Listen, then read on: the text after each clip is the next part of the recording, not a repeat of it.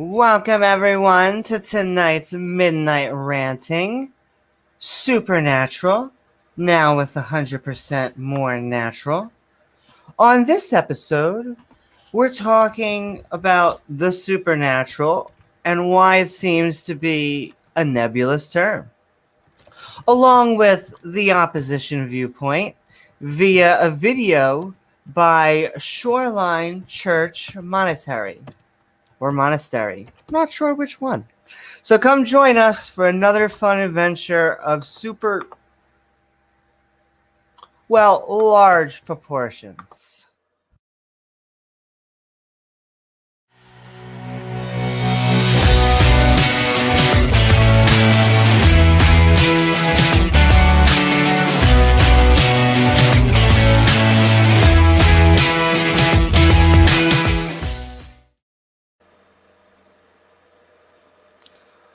We're a skeptic channel, but at the end of the show, we will open up the floodgates, meaning anyone can join us and say what's on their mind.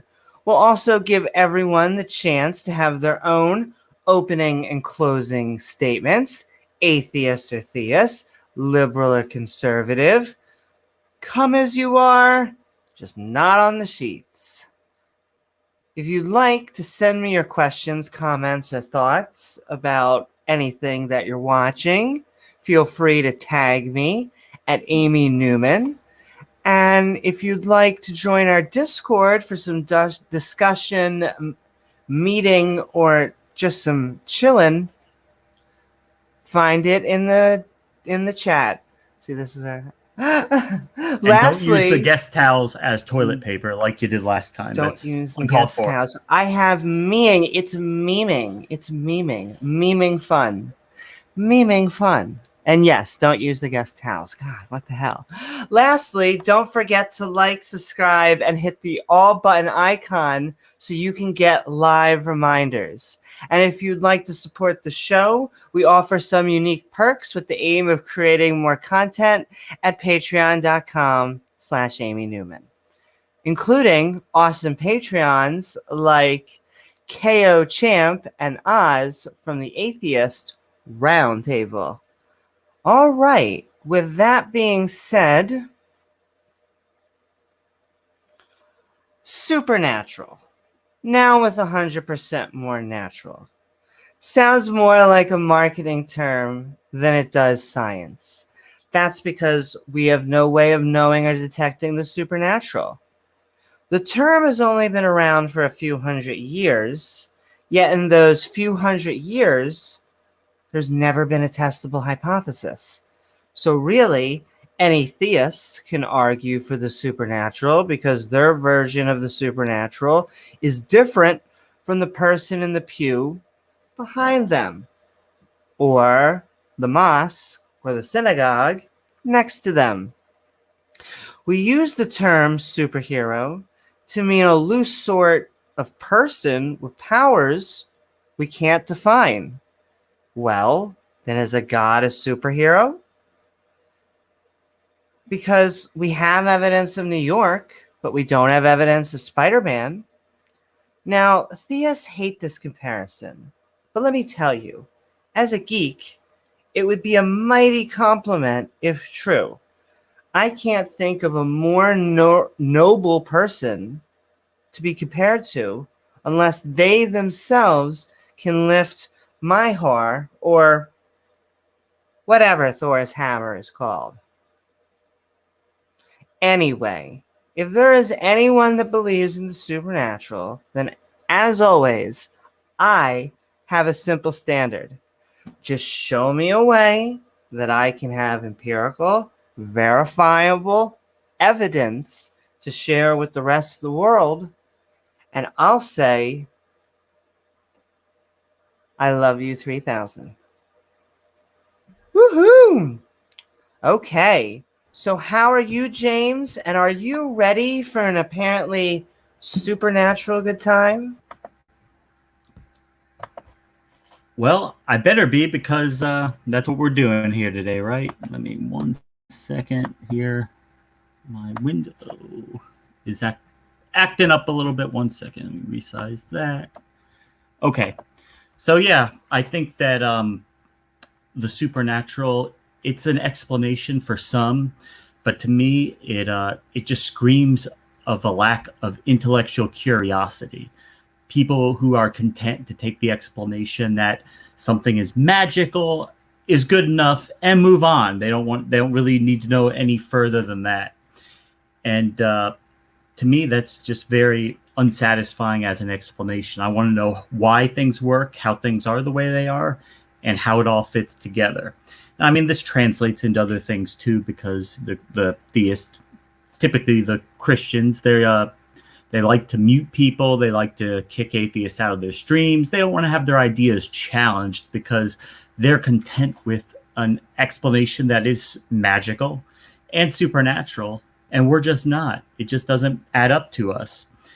And if there was a God, he would have to be part of the natural world. I don't know where else you would put him or where else he would come from. The closest thing that comes to mind would be that God is basically a Boltzmann's brain, which is a hypothetical being that pops into existence through purely random fluctuations in quantum states. And every, I don't know how many trillions of years you'd have to go to get one, but you know, that a being could appear just out of random fluctuations with intelligence and with a personality, with personhood, as we're told this God has. And yeah, that's not a very good explanation for me. And I do need to see more evidence than that. And but unfortunately, they have to resort to supernatural explanations because it's very difficult to falsify them. And unfortunately for them, science has chased their God of the gaps out of the natural world. He doesn't really have anywhere else to hide in the natural world. So they move him to somewhere else that we don't have access to. We can't look there to see if he's there or not. They just have faith that he is. And, you know, you don't have to really go too far back in time to see the dynamic of this and how dangerous it was at the time. Like if you read through history, you'll see that up until basically about 150 to 200 years ago, in many countries, acts like witchcraft were capital offenses because the people, society at the time, believed that these were dangerous people, that they really did have the ability to do dangerous things, and therefore we couldn't allow them to remain free. And if you read some of the trial transcripts of these people would actually, after being violently interrogated in many cases, they would confess to all sorts of crazy things like having sex with the devil or with demons, being transformed into different kinds of animals, and going and flying and going all sorts of silly things that we know is not real, that we know didn't really happen. But hey, if they're going to beat the crap out of you, you'll probably admit to almost anything just to make them stop after they've done it long enough. And thankfully, we're not doing that anymore. But you really don't have to look too far back in time to see the horror that this led to. And yeah. Okay. And yeah, you really don't. I'm trying to remember the exact Hitchens quote, but think of a single good thing that I would need religion to be able to do, and no one has been able to at least satisfy his challenge. But he says, think of a single terrible thing that has been done in the name of religion, and your mind doesn't have to go very far. No, not at all. I mean, and thankfully science has progressed. We've done amazing things at explaining the natural world, and most of the time we don't really need to resort to these explanations anymore because we have something that's much better than untestable claims. We have reality, and that's what we advocate. We advocate for reality, and if your God is part of that reality, I will acknowledge it. I want to know about it, but I don't see any reason for me to think right now that he is. He's about as real as flying spaghetti monster on the back of Amy's wall. He has a lot of comparisons with him, actually, if you think about it, and that's why the Pastafarian analogy is so irritating to Christians and so powerful, because there's about as much evidence for him as there is evidence for their God, and they don't like to really be told that, but it's our job to bring reality to them and force them to try and acknowledge it. A lot of them won't. However, if you disagree with us, towards the end of the show, come on down. We heart you. We want to hear your difference of opinion. Or if you agree with us, we love that too. But okay, so we're going to get a difference of opinion right now, though. Oh boy. Who do we have in the hopper? Tonight, we have... Oh, I always do this. Have to click the share sound button.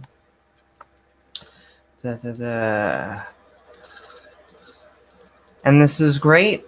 Another fantastic Creative Commons.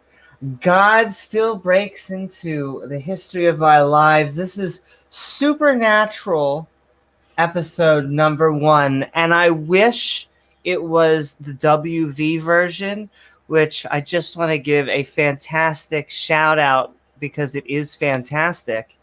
But this isn't quite it. Though I will say, just like the Ken Hovind video with the Ken Hovind's verse seminar, the first minute is fantastic. It makes me want to do more atheist videos with stock footage. Oh, he's got plenty of that. Okay. He's got, never challenge him on his ability to put stock footage together. And I think I just want to double check. There we go. Let's watch. Oh.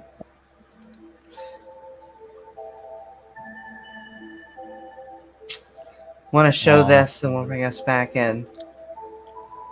I need to light my candle. Faith moves mountains. See, if the whole video was like this, it'd be fantastic. But then, of course, they have to ruin it in a second with ranting. Yeah. I'd be happy for Faith to move a paperclip, let alone a mountain. Exactly. And okay. He was a really, really smart kid. Raised in a home with faith, with prayer to Jesus, and his dream was to become a physician. He wanted to be a doctor. And so when he got through and then into high school days, he took the SATs, and this young man actually scored the highest SAT score in 20 years in all of the Detroit area where he was from.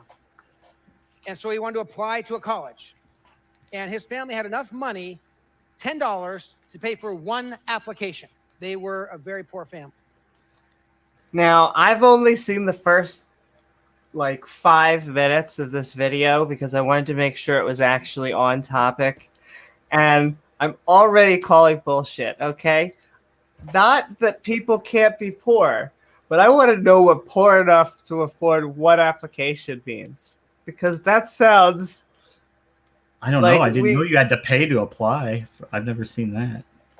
Yeah, I didn't know that was how it worked. I mean, is that how it worked even a long time ago? You still had to pay per application? Oh, man, I'm saving up to make that one application to a school. It's more like you just send applications out. I mean, maybe if you don't have connections or whatever. Maybe he was getting scammed. Maybe Ken Hovind was running a scam. Go ahead, send me $10 per application. Then you can apply to Ken Hovind Bible University College. Praise Jesus. And don't have a spot for you. Sorry. And I hate to call bullshit right out of the gate. It's just, just a little skeptical of the I can only afford a one application. So he applied to Yale with this one application and got in and got a full ride for 4 years at Yale. Okay. His first semester, as sometimes happens with first semester college students, he was struggling in his chemistry class. And he knew he had to pass the chemistry class to go on and do the program to become a doctor. And he was actually looking like he was going to fail out of the class. He had his final, and he had to basically ace and nail the final to do well enough to pass chemistry to go on and keep moving towards becoming a physician. And so he prayed. And then he tried to pull an all-nighter and study all night long and this He is didn't study, he drinks just prayed. caffeinated drinks. And he decided he was going to study all night long to get ready for the exam. But when he And started pray. studying, Okay. he fell asleep. That's how you get through it. And as he slept, he dreamed. And he had a strange As you dream. do. He was alone Don't study. room, and there was this figure up in the front. He couldn't identify who it was, at a blackboard writing out chemistry problems and answers, and another chemistry problem and answer, and another chemistry problem and answer. That was his dream. I'll read for you what he wrote happened the next morning. He said, when I went to take the test the next morning, it was like the Twilight Zone. If you're not old enough to know what the Twilight Zone is, kind of a weird TV show where like, woo, strange things happen, all right? He said it was like the Twilight Zone. I recognized the first problem as one of the ones I had dreamed about, the exact problem. And then the next, and the next, and the next. And I aced the exam and got a good mark in chemistry. And I love this. And I promised the Lord he would never have to do that for me again. I'm not recommending a new way to get good grades in school, because that's not. But so it wasn't the hard work or the studying, wasn't the actual exam itself, or. And this is the thing. This is the danger of religion, because now obviously this college kid, he just studied, and it was hard for him, but he still studied and he learned enough to get a passing grade. He did that. But the Christian mentality is no. You don't do anything. It's always God who does it. So don't thank the studying or anything you did, or the teacher for helping you understand something. Give all the credit to God. Exactly. Which is, once again, he used God kind of as the punchline, which I kind of funny. It was like, I did all this work and I did all this work. Thanks, God. Yeah. It's like, so imagine, what happened? So imagine you're sitting up there and you're God, and you've got this kid up here who's asking for help with a chemistry test, and you've got this other family over here that has a relative who's sick and dying, and God's like, well, I can only help one of them. All right, I'm going to help this kid with his chemistry test. Sorry, guys. Hope you have fun planning the funeral, and I'll make sure you get a little discount on that casket. Exactly. 10% off, so you can give the rest to me. Listen, I want to eat into your tithing budget. There has been family members who have died from COVID-19, but he got into this particular school after praying. So, gotcha. God doesn't mind the one category, was really pushing for the other category. Yeah, I guess he's only God. He can't do everything, right? I mean, don't put too much pressure on him. Oh, yeah, that's right. I'm bad at this already. I was like, hey, Peter. Praise God, Peter. Praise Jeebus. Point of this young man became a physician. At age 33, he became the youngest director of pediatric neurosurgery in the country. He did a surgery where he separated conjoined twins who were conjoined. And Hannah, I agree. She's saying there is some applications that cost money, but I don't know. It was just a red flag to me right off the start. Was I can only afford one application. Yeah. The application was Yale. It's another one of those fantastical. I mean, miracle claims to me always seem embellished, but who knows? Who knows? Maybe the prayer did work, and it was just that one lucky ticket. I mean, they talk about these things like, oh, how I met my wife or something that had to be a miracle from God. But I mean, I forget who it was, a statistician of some kind, who said that, given the number of things that happen on a day, we should all expect to have something really crazy happen, like 1 in a million, like at least once a month it should happen. That you really beat the odds and something unusual happens. Yeah, you came out of it. You fought hard.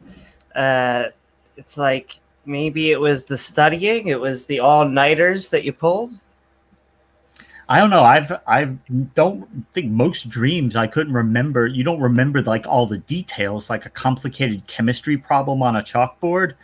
He's gonna remember that whole thing. That's not like any of the dreams I normally have. The brain connected. Usually they're incoherent. Successful neurosurgery on a Exactly. fetus. He developed new methods of treating brainstem and spinal cord tumors. He was awarded the nation's highest civilian honor, the Presidential Medal of Freedom. And in 2014, a national poll ranked Benjamin Solomon Carson Sr. as among the 10 most admired people in America. Was that dream and what followed a miracle? Is that miraculous? Well, that's what I want to talk about today. We're starting this 5-week series called Supernatural. And today we're looking at the miraculous. And I want to try to get some common language and thinking. And I know that some of you want to exactly agree with the way I define things, but try to stay with me at least to get a language that we can think together as we talk about the miraculous. First, I want to give you some possible definitions. And I think all of these capture some of the sense of what the Bible means by miracles and what we'll be talking about today. What is a miracle? A work brought about by a divine power for a divine purpose by means beyond the reach of man. And that means men or women, beyond human reach. That gets to some of the sense of a miracle. What is a miracle? Here's another definition from Webster's dictionary. An event or effect in the physical world deviating from the known laws of nature or transcending our knowledge of these laws. An extraordinary, anomalous, or abnormal event brought about by a superhuman agency. They're not saying God, but the idea would be it's God who moves beyond what we understand. Here's a third possible definition. What is a miracle? A miracle is an event brought about by the power of God that is a temporary exception to the ordinary course of nature. Would be a miracle? Healing amputees, that would be a miracle. I would add to that, not just showing that God has acted in history, but I would say also showing God's love, showing God's grace, showing God's power. The idea is that God can somehow, when he wants to, step into the natural order of things, which, by the way, he set up. Yeah, like to part the Red Sea. Surprising. So I'm going to give you three Indeed. terms, three options for how we can define the things that happen in our lives. And I think if we understand these terms, and I agree, Andrew. It just sounds like everything he's doing is like an exaggeration. It's the same with all miracle claims. In my opinion, when you start to drill down to them, there a lot of times is truth in whatever the person, like if they have an accident or something and they survive. But see, that stuff you could almost find something more real in. But what are we supposed to do with like what is the guy from the Human Genome Project who saw 3 waterfalls, and so he bowed down and dedicated his life to Jesus? It's like, well, I don't know. See no connection there. I mean, you see what happened? We got our third hostess of the mostess. Sam, how are you tonight? I am going to bed soon, but I'd at least like to join for a minute. Yeah, I wrecked. Careful there for a second. I wrecked myself last night by staying up so late, and I didn't even drink that much, but I poured myself maybe like a double shot, and I couldn't do any because I was just too tired. Anyway, I'm hanging up some clothes. I'm gonna get, That's okay. We're Midnight Ranting. We're having the supernatural now with 100% more natural. So it's just natural, right? Basically. I mean, I would like a good definition of what the supernatural is. If someone disagrees with me, I'm open-minded. Don't prove me wrong. Well, you know, Not the prove thing me is wrong. that Prove them right, I guess. Christians, atheists in general, they have such little evidence for their beliefs and for their God. They often they grasp at straws, like something like, and try to shovel their God into something that he really doesn't belong into, but they don't have anywhere else to, show that he's real or that he actually does anything. So they exaggerate their claims to make it sound like it's more than what it really is, because then it would have to be God.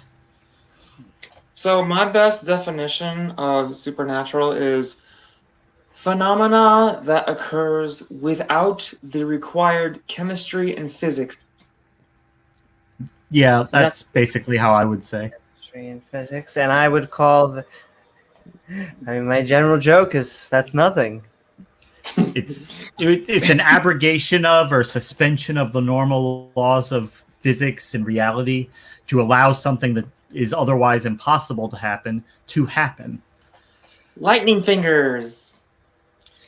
And they get annoyed with the superhero claim, but superheroes are very close to what the old gods, every god except for this new interpretation of what a god is in the past few hundred years, which is the point of this stream really tonight, is that the term supernatural is only a few hundred years old. It's not biblical, it seems. Well, most superheroes are even products of science fiction and have a weakness, or else such characters would not. They'd be boring to read about. They'd be like Mary Stu's and Gary Stu's, right. And that's what makes them good. And then you see in religion, because they had to incorporate that adversarial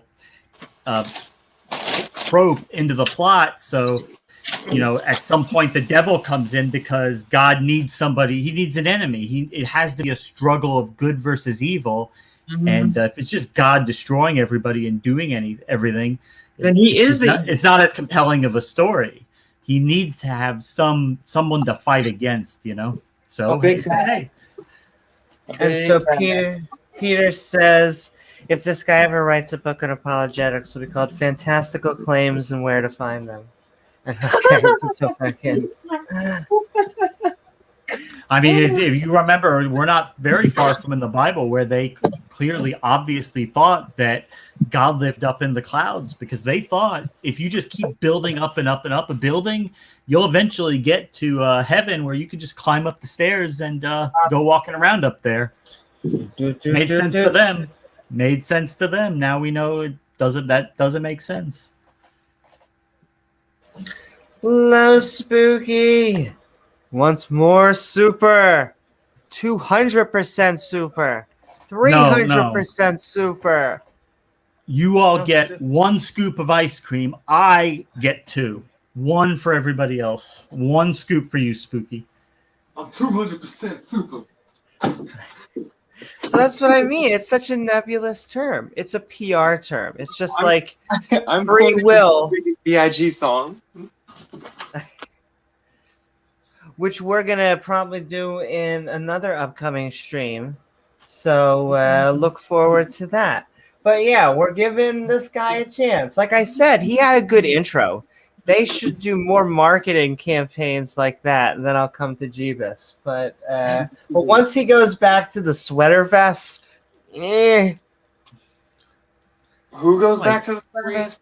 We're listening. So we gave our side, but now we're also listening to a sermon, Supernatural, episode 1, because it's a series. So this is fantastic. We'll come back and do more. God still breaks into history in our lives, understanding the miraculous. So we're watching the other side. What this guy's, he looks like he's about to start telling people that if you want something magical to happen, just start shoveling cash into the collection plate, and then maybe. That's right. God won't bless you because you're not giving tithe to the church, to his people. Exactly. Take out your biggest bill, not your smallest, and drop it in the plate. Yeah. And yes, Donald, this scoop of ice cream specifically has a cape on, so it qualifies. Make Okay. it rain for Jesus. Make it rain. Hallelujah. It was raining men, then it was raining bread last night. Now make it rain cash. For God. For God. Yes, Ripples of for Jesus. God. And don't mind the fact that the apocalypse never comes. Also, that's what she said. But don't mind that factor. It's always just a few years away. It's coming. It'll be here sometime, anytime. 70s or some shit Exactly. like that. 2012, 2013. Well, you could go to drdino.com and you could buy my book on that, how to get ready for all that. And my chart, my Bible prophecy chart, gonna tell you everything that's gonna happen. The Woe series, what on earth is about to happen? And okay, let's jump back into the fun.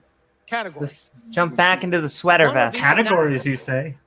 This Yes, is I something did. consistent with the laws of the universe as we understand them. Now, let me be clear. Who As is this? a Christian, I actually believe that the laws of the universe themselves. This, Pastor I of guess, some- is the pastor of I forget what the guy's name, but a monastery. Monetary. They forgot the S, so Brokeback Mountain Baptist Church. We're set up by God, who is supernatural. So there's something supernatural about everything. But what I'm talking about is how we talk about our lives, what happens. There's some things that happen in the flow of the natural world, the way God has set it up. And sometimes we want to call those natural things supernatural, but I would suggest that we would be better off calling them wonderful and incredible, but not necessarily miraculous, because they're set up in the way. that is Actually, a point that sounds often valid. make. That does. Not only does that sound valid, but it's a question I often ask theists when they're starting to describe the universe. It is, to me, it's a good, not rebuttal, but a good question to ask when the look at the trees argument comes. Is when you mean supernatural, do you just mean that it was amazing? Do you mean that? Unlikely. Yeah. Yeah, I also don't like we could do an entire episode on just the words nothing, chance, and random, and why those Right. are specifically used not by atheists. So for me to be convinced of the supernatural, I would definitely need to see something that violates physics, not just something that's unlikely, or because if you have enough events, eventually you're going to have some unlikely things happen, but that's not proof of a God or the supernatural. I need to see something impossible to happen, and then I'll consider it supernatural. And I don't know if I'll worship it at then, but at least you're giving us evidence of supernatural. The people in WandaVision or in Marvel, I'm so obsessed with that. Now they can't deny the people with the superpowers in front of them because they'd get blasted out of orbit. So you gotta just give us the test. Yeah. It doesn't mean you necessarily worship them. It's like, okay, you exist. Now tell me more. Then we'll decide where And to go from there. I just want to highlight one point, and then there you go from the Wikipedia. Tell you the earliest known appearance of the word in English language occurs in Middle English. Translation of Catherine of Siena's.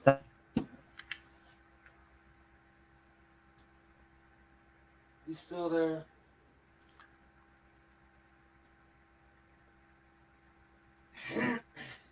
What happened?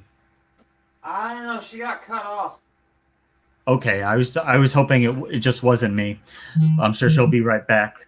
But yeah, if you look at the records from even like the Middle Ages and even a little beyond that, there are Catholic saints it was believed in their stories about them that they used to levitate and would literally fly around the air of the churches. And there are saints who are known for that, the ability of levitation.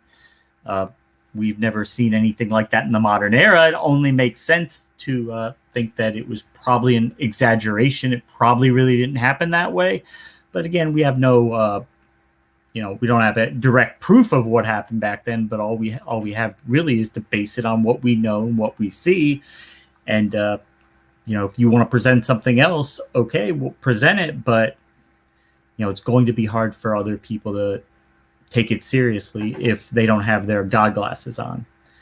The God glass, that's where you look at things, you give the existence of God the benefit of every possible doubt, and if it's even remotely conceivable, you attribute it to God.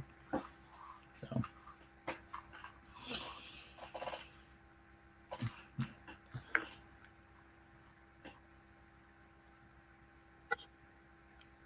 Here we go. You're back, Sam? Yeah, so Amy blue screened and she texted me, and when I went to check that text, I accidentally left the chat. Oh, okay. Oh, you're on the phone. Okay, so I'm sure she'll be rebooting her computer and she'll be back. I know she was playing around with a new program today for the stream, so maybe that has something to do. But I don't know, Sam. Have you seen anything supernatural in your everyday life? I don't know, because the closest I can come up with is when objects in the room move or doors slam by themselves or close by themselves. But I know that's air pressure, so It I could don't be, know. yeah. It's all air pressure, so yeah. And yeah, I mean things like that. Things fall off things just to gravity and random happenstance. But yeah, welcome back, Amy. Thank you so very much. I blue screened to death. It could have been Yahweh, but hold on. Let's do a test. Yeah. Let's do a test. If it were a god, may he strike this audience dead. Don't tempt him, Amy. Don't tempt God. Okay. If there is a god, may he strike us dead. Oh, there we go. That's a George Carlin bit. Look up. Love rest Georgie. in peace. You know, Mr. God, Conductor. I would be really pissed off, God, if I checked my bank statement and saw like $10 million in there. Do not fucking do that to me, God. Do not do that. Just give me a sec. We'll load back up this lovely gentleman in the sweater vest. Sam, while you were gone, she did a little prayer to the spaghetti monster, so we're giving him the credit for you coming back. Whenever I wake up, get up and put on my makeup, I say a little prayer for you. While I'm on the shitter. That's the best time to say a prayer. God, if you just actually, I have. When I was a kid, I've had constipation my entire life. So, because unhealthy eating habits. We're learning important things. Anyway, believe it or not, people do that. And then you thank God when you got it out.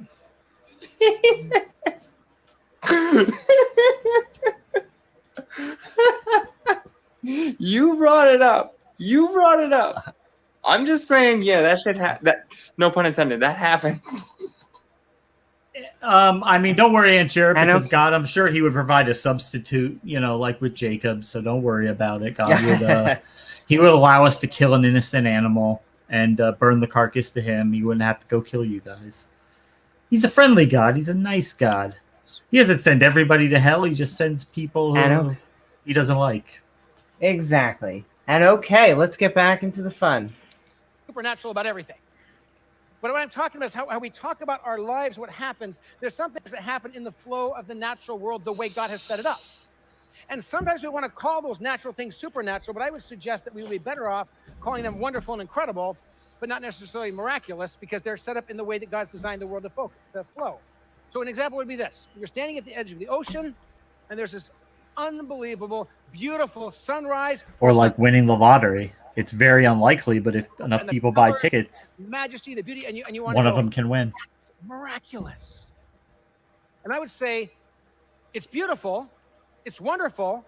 God's hand is in all things, but there's few things more natural than a sunrise. Is God's hand on you, Amy? And there tomorrow, guess what? Yes. It's going to happen again. Touching me slowly, gently. It's supernatural that God said, easing you into it. God has caused things to go.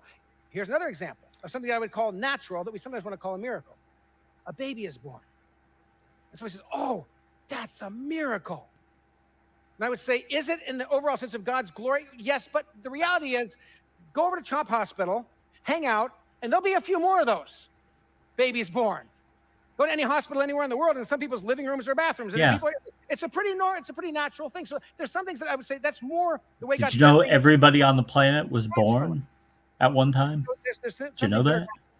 A natural occurrence. It's like Second, My 7 goddess. billion births, something surprising, and even more because some people, ordinary, but don't easily live that explained. long; they die. Sometimes there's things that happen that are just kind of a coincidence. Now, I understand that God's on the throne, God rules the universe. I get that, but I'm saying just in the flow of life, you go, would I have to call that a miracle? So here's an example.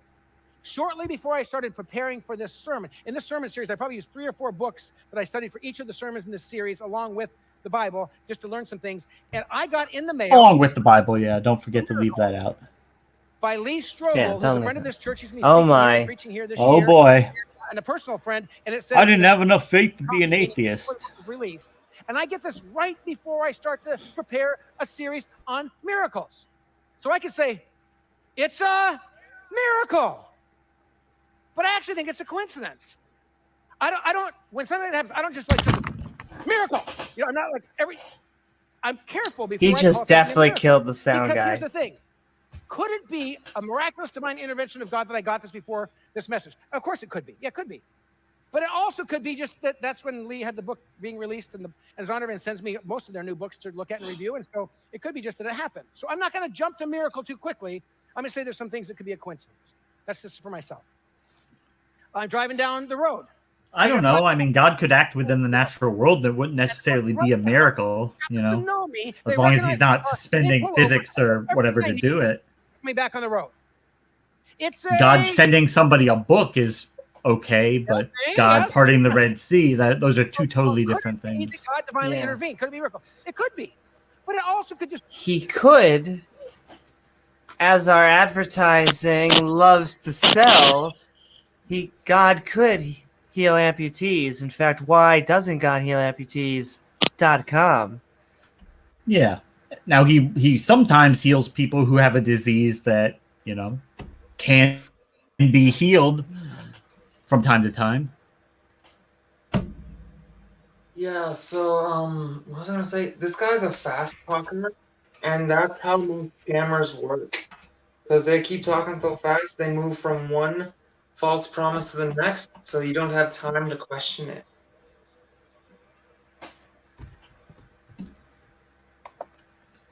be a coincidence that they happen to be behind me. So on those things, I'm going to be careful before I jump to miracle, because I want to be clear when I talk about a miracle what I mean. All right? So there's some things that are natural occurrences. There's some things that are coincidence. Here's the third category: a supernatural occurrence, something miraculous, something that can't be explained by natural law, which has been set up by God, or by coincidence.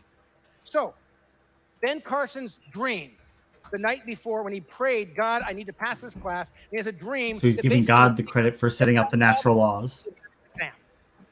Not a natural occurrence. I don't think you can qualify that as coincidence. I would say miracle. I would say there's a divine intervention that's happening there. When I was a pastor down in Glendora, California, down in Southern California, years ago, first church I pastored, I was actually there through my last year of college, through my 3 years of seminary, and for 3 years after seminary. And so it was my first church I was part of as a leader in the church. And we had our church board, and one of the guys on the church board, Lou, got stomach cancer. Now, this guy is like the most inexpressive, uncharismatic guy you will meet in your life. He didn't like grow up in a church where there's healing and prayers. He was like, that was all kind of just, but he got this stomach cancer, and he said to our church board, he said, I got the stomach cancer, and the Bible says we're supposed to pray for people who are sick. And so would you guys do what the Bible says and lay hands on me and anoint me and pray for my healing? Lay hands on me, Amy. Lay hands on. He said, we should do it because the Bible says. Woohoo! So our elder board got around him. We anointed him with oil in the name of the Father, the Son, and the Holy Spirit to be a sense of God's presence, because if anything happens, God gets the glory. We prayed over him. And we prayed, not demanding what God has to do, but humbly asking with deep faith, God, if you desire to heal, you can touch his body. And we asked for God's healing.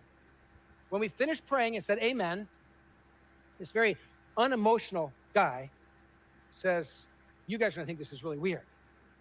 I said, what? He said, well, when you were praying, it felt like these hot hands went inside my stomach and was pushing stuff around. Oh, okay. Okay. A couple days later. Hot hands, Amy. Hot hands. All the cancers. See, it all makes sense. Oh. Natural occurrence? No. Sometimes there's remissions that happen over time, but like that? No. Coincidence? No way. Miracle. Has to be Actually, a miracle. So when I mean, I've had, because I have kinds of some things. neurological issues and whatnot. I've had people I'm talking about those things who have tried to heal me with prayer, you know, but the world of it doesn't really. I mean, it doesn't bother me because they're just trying to do what they think is helpful, but it's never worked so far. So God does more than what we Yep. notice and pay I'm attention. they really waiting for. they really think it. They really think it's gonna work. Like they get on their knees and pray, and then like, oh, do you feel anything different? No. Oh, maybe try one more time. Universe. Try. Nah, still nothing. But all right. Why should a I guess it can't hurt anything, you know. stretch? What's the point? He's saying if you believe in a God who spoke and everything came into existence, doing one small thing to kind of intervene in the way Spoke and came into existence. Once again, we get more science, more creation science.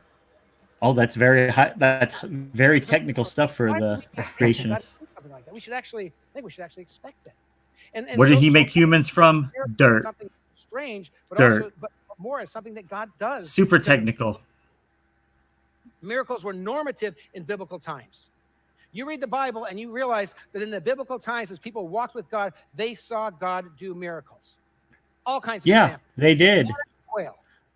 Yeah, so why aren't they doing it now? Yeah, why was he willing to do them left and right all the time back then, but now he doesn't want to do any? Rains cereal from heaven. He just doesn't want to do it anymore, or because he was never there to begin with. In so that they can have cereal. And the stories are all embellished. And that continues on as long as they need it, and when they don't need it anymore, it stops. Natural occurrence? Nope. Coincidence? I don't think so. Miracle? Maybe. Elijah, one of the great prophets in the Old Testament, is in this conflict with these false prophets, and there's kind of this prophet kind of battle on Mount Carmel, and he has a sword fight with the prophets set up on these rocks, and the water poured over it to make the point that it's drenched, and he prays, and lightning comes, fire falls from heaven, Pew. And it consumes not just the offering, but all the water and the rocks. Boom, gone. Natural occurrence? Nope. Coincidence? Nope. No, it just never happened. It's completely made up. There you go. Stories that we'll look at. It's a made-up story. And demons and Satan in another one of our supernatural messages. Satan. But this story in 2 Kings chapter 6, Elisha's in the city of Dothan with a servant. They're getting ready to leave Alabama. And the army of the Arameans have found out that Elisha's there, so they come and they literally surround the city because they want to kill Elisha. And so his servant looks and he sees they're trapped in the city, and literally 360 degrees around them, there is an army of their enemies waiting to kill them. He's terrified. And Elisha's kind of calm, cool, and collected. And he just prays, Lord, open his eyes. He's got to open the eyes of my servant. And all of a sudden, the whole picture changed because he could see the enemy all around them, but all around the enemy was the angels of heaven, the army of God surrounding the enemy. The profound theological but they brought iron chariots, so we're still screwed. The armies of heaven can't beat iron chariots. They can't stop iron chariots here. That's miraculous. I'm sorry. Daniel, I mean, thrown in iron chariots and they don't eat them. Daniel's friends thrown into a furnace and they're not burned to death. Jesus walking on the water. Peter getting out of the boat and walking. None of those things actually happened. Do you notice the slow climb that got us here? It started with a guy who did really well on a test, and now we are basically over to walking Jesus. On water and walking on water. Yeah. The walls at Jericho, and God brought the walls down. God didn't like that to build that wall, so God took that wall down. And you might think, Pavel, that might sound like circular reasoning to use the Bible to prove the Bible, but from God's point of view, it's not. Exactly. Towards Jesus. And he gets a couple of steps on the water. Jesus. The waves kind of freaks out and starts to sink. And everybody's like, oh man, Peter lacked faith. Guess what? I've never walked 1 or 2 steps on the water. That's what Peter did. He got a couple steps in before he started sinking. Right? But miraculous. Absolutely. Jesus. casting out demons, Jesus healing the sick, just declaring things that we couldn't comprehend and doing things we couldn't understand. Jesus conjuring fish and bread out of nothing. That he who was dead was now alive. Making a And the good New fish Testament church in the sandwich. book of Acts, God doing miracles. This was normal. This was part of how things. Yeah, we know. And so I want to challenge us. We know that there were lots of that it was normal back then. We believe God does miracles or did miracles. You just have to give an explanation why we don't see them today. Miracles. You still just gotta happen today. believe. I believe that. And I believe if we pay attention, we're going to see more of what God is doing than we presently see. Okay. You put your God glasses back Again, on, I'm Amy. talking about everything. Every sunrise is a miracle. I'm not talking about every. Yes, flat tire Sam. fix. Yeah, I'm talking about James. stuff that- You guys walk on water. I mean, if we can walk on snow with special tennis racket shoes, why can't we walk on water with like boat shoes? So, Amy, I mean- where's one of your props? Get one of your props out. We'll do an And if you experiment think real about it,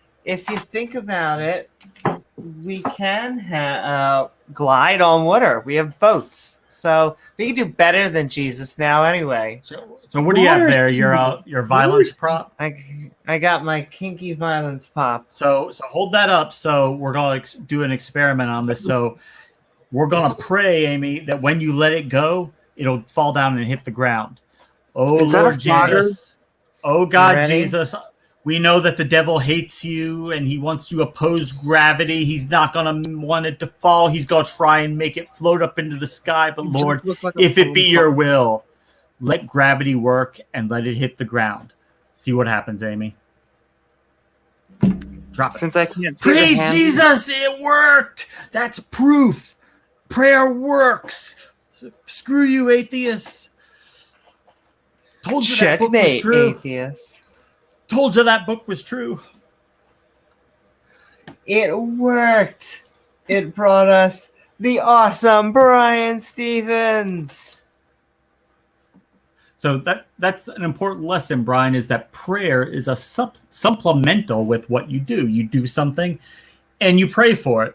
So if I were to fall and break my arm, I wouldn't just pray that God set the bone for me. I'd go to the doctor and I'd get him to do it and I'd pray about it. You do something, but you add prayer to it. That's how it's supposed to work, right, Amy? And it's not even the cool magic. And yeah, exactly. That's how you just gotta get one, I think 2 people, depending on your Bible, and you should be able to pray for it. And you should be able to get world peace. You should be able to get those fish jumping out of your whatever into and whatever out of whatever holes you want. You should be able to pray for that. All right, and then we have notice that happens. Notice he says, if anything happens, God gets the glory. In other words, he gives God credit for coincidence and he admits it. Oh, yeah. Well, that's the funny thing. The funny thing about that is if something amazing happens, then it was a gift from God. If something terrible happens, then God works in very, very, very mysterious ways. Well, Too I mean, mysterious to understand. I mean, now they're complete wackos and they're of course assholes and whatever. But at least from a theological stance, at least they're consistent. Those assholes at Westboro Baptist Church, because they thank God when bad things happen because they think God is in control of everything. So if something bad happens, God must have wanted it to happen. So you need to just thank Him for it. Exactly. You just need to take that suffering and thank God for it. Yeah, so if somebody goes into the mall and shoots up a bunch of people, thank God for that. Or Now, okay, he says that miracles still happen today. Let's find out. on 34th Street. Yeah. For Sherry and I, we've had a few experiences in our own lives that I would say I qualify as nothing other than miraculous. And so we had Okay, an like experience where what? we were I was pastoring a church in Michigan, Corinth Reformed Church, had been there for 13, almost 14 years. I love that church like I love Shoreline. I love that church. I love More than I love my being there. I children. felt called there. And they've given me a certain amount of time each year to travel and do ministry in other churches, that even as Shoreline does. Sherry and I were driving from Grand Rapids, Michigan to Chicago, about a 2.5, 3 hour drive. And as we were talking about how much we loved the church and how comfortable we felt there, and that we felt like, man, we could spend the rest of our ministry at that church in West Michigan. And Sherry actually says to me, she says, I really think we could retire at this church. And we felt comfortable with it. We get to this church, I'm going to preach that, and they're like, Shirley, they had 3 morning services. And in the middle of service, just like this service, something happened. And it was interesting because Sherry and I always sit next to each other in church. And you all think that Sherry comes to second service because she's always here. But Sherry actually comes to first service and second service and third service because she loves my preaching. You should consider doing it yourself. No. I mean, this is clearly supernatural shit. From this service. So yeah, but Sherry, we always sit together in church. But I got put in a certain seat, and she ended up on the other side of the worship center. So it was very rare in church that we're not together, but we were in separate spots. Huh. Go figure. Second service during the singing time, during the music time. In my heart, as clearly as I can hear God speak. And I've never heard God like with my ears. Kevin, do this. Some people have that. That's fine with me. God. Okay, so how did you hear God? But I'm talking as clear in my heart as if you were talking to me saying, and it was absolutely clear. Wait. That was a bait and switch. Because did you notice what he did there? He said, I didn't hear them with my ears, but I heard them with my heart as real as you and I right now. But what you're hearing right now is actually the sound waves. The thing you said was not happening. So it was in his head. So it's like he's remembering a sound that he heard, but without actually hearing it, which sounds more like a hallucination than anything else. Exactly. I mean, I'm not opposed to Yahweh proving themselves. Please, Yahweh, just come on down here. That's all we're asking. And if the theist is going to say that's too much, why is that too much for a supposedly all-powerful being? And if your response for that is God doesn't take demands, well, then I guess God doesn't want a personal relationship. I don't know. Go set up an online dating profile, Yahweh. I don't know what to tell you. I mean, how many streams did Donald do? Asking like 10 or 12 streams, asking God to show up. And as far as I remember, I don't think God showed up on any of them. So go figure. Exactly. Donald says, yep. So he's saying that he could hear God as well as he can read your mind. Yeah, to me it was a bait and switch. He wanted to make it relatable, so he ended it with as clearly as you, but he started the sentence very specifically with, well, of course he wasn't speaking audibly. Well, I mean, which one is it then? Neither. Neither, I guess. And both. Exactly. The church, we were talking about the whole drive over about how much we loved, and we would probably never leave there. That's your time at Corinth. And I'm like, kind of weird. Okay, I got to preach. So I got up to preach. That to the third service. Gotta, baby. And Gotta preach. Leaving the church to drive back to Michigan, I'm kind of driving out, and I'm like, I got to talk to Sherry about this and focus. So instead of turning out on the parking lot, I turned into the parking lot and parked. Always a good idea. Parking in a parking lot. That makes sense. Okay. God, tell me, put on my heart. What's he going to do next? Walk on the sidewalk? And she says, for Jesus? And I said, in the second service. She said, when in the service? I said, during the worship, the praise music. And she said, God told me exactly the same thing. What did God tell you? I heard those It's words. amazing. Time at Corinth is ending. I actually said, what? And God said again, my time at Corinth is ending. Okay. And we actually wept. And then God said, if you can't hear this announcement, pray about it and I'll fix your hearing. Right? So only if you can't hear this, only if you can't hear me. Occurrence? No. Coincidence? No way. Miraculous? Absolutely. Absolutely, You yes. don't have things happen like every week, which would be cool if they did. I don't know, Amy. That's pretty compelling evidence. We're gonna have to reevaluate this atheism thing. We are, yeah. And actually, we should probably start going to church. We should probably go to church this Sunday. Like I said, just released, and we'll get some copies to have in our book. Checkmate, atheists. Yeah, I mean, I'm sorry. All the science and everything, it's all wrong. The Bible had it right all along. Americans about their view of miracles. And he hired the Barna Research Group, did an extensive study. And here's some things they learned in this study. 51% of adults in the U.S. believe the miracles in the Bible happened as they are recorded in the Bible. So if you actually still believe... And that's very sad. That is sad. You're still in the majority barely. For now, 51%. 57% of the people surveyed said they believe miracles are possible today. It's Americans. This Overall, is why we're doing what we're doing, folks. 15% said they do not believe miracles can happen today. Eh. 38% said that they have had a personal experience they can only explain as a miracle, which means about 94,782,000 American adults. And let me expound on that for a second, Amy, if you could pause it for just a minute. So, and I mean, this is something that you see a lot of times, and you know, it makes sense because people want to hold out hope for things. People want to believe that truly miraculous, amazing things can happen, and that, you know, when everything is going against you, and then a miraculous thing can happen and set everything right. And it's something we want to believe in, you know, even if we never see it, but we like to hold out that it's at least possible. Unfortunately, you never actually see it happen, but people believing that it's at least possible does help people cope with things, you know. As bad as they are, God could fix it, you know. I mean, exactly. People want miracles to be real. It is a similar thing to an afterlife, or at least it is adjacent.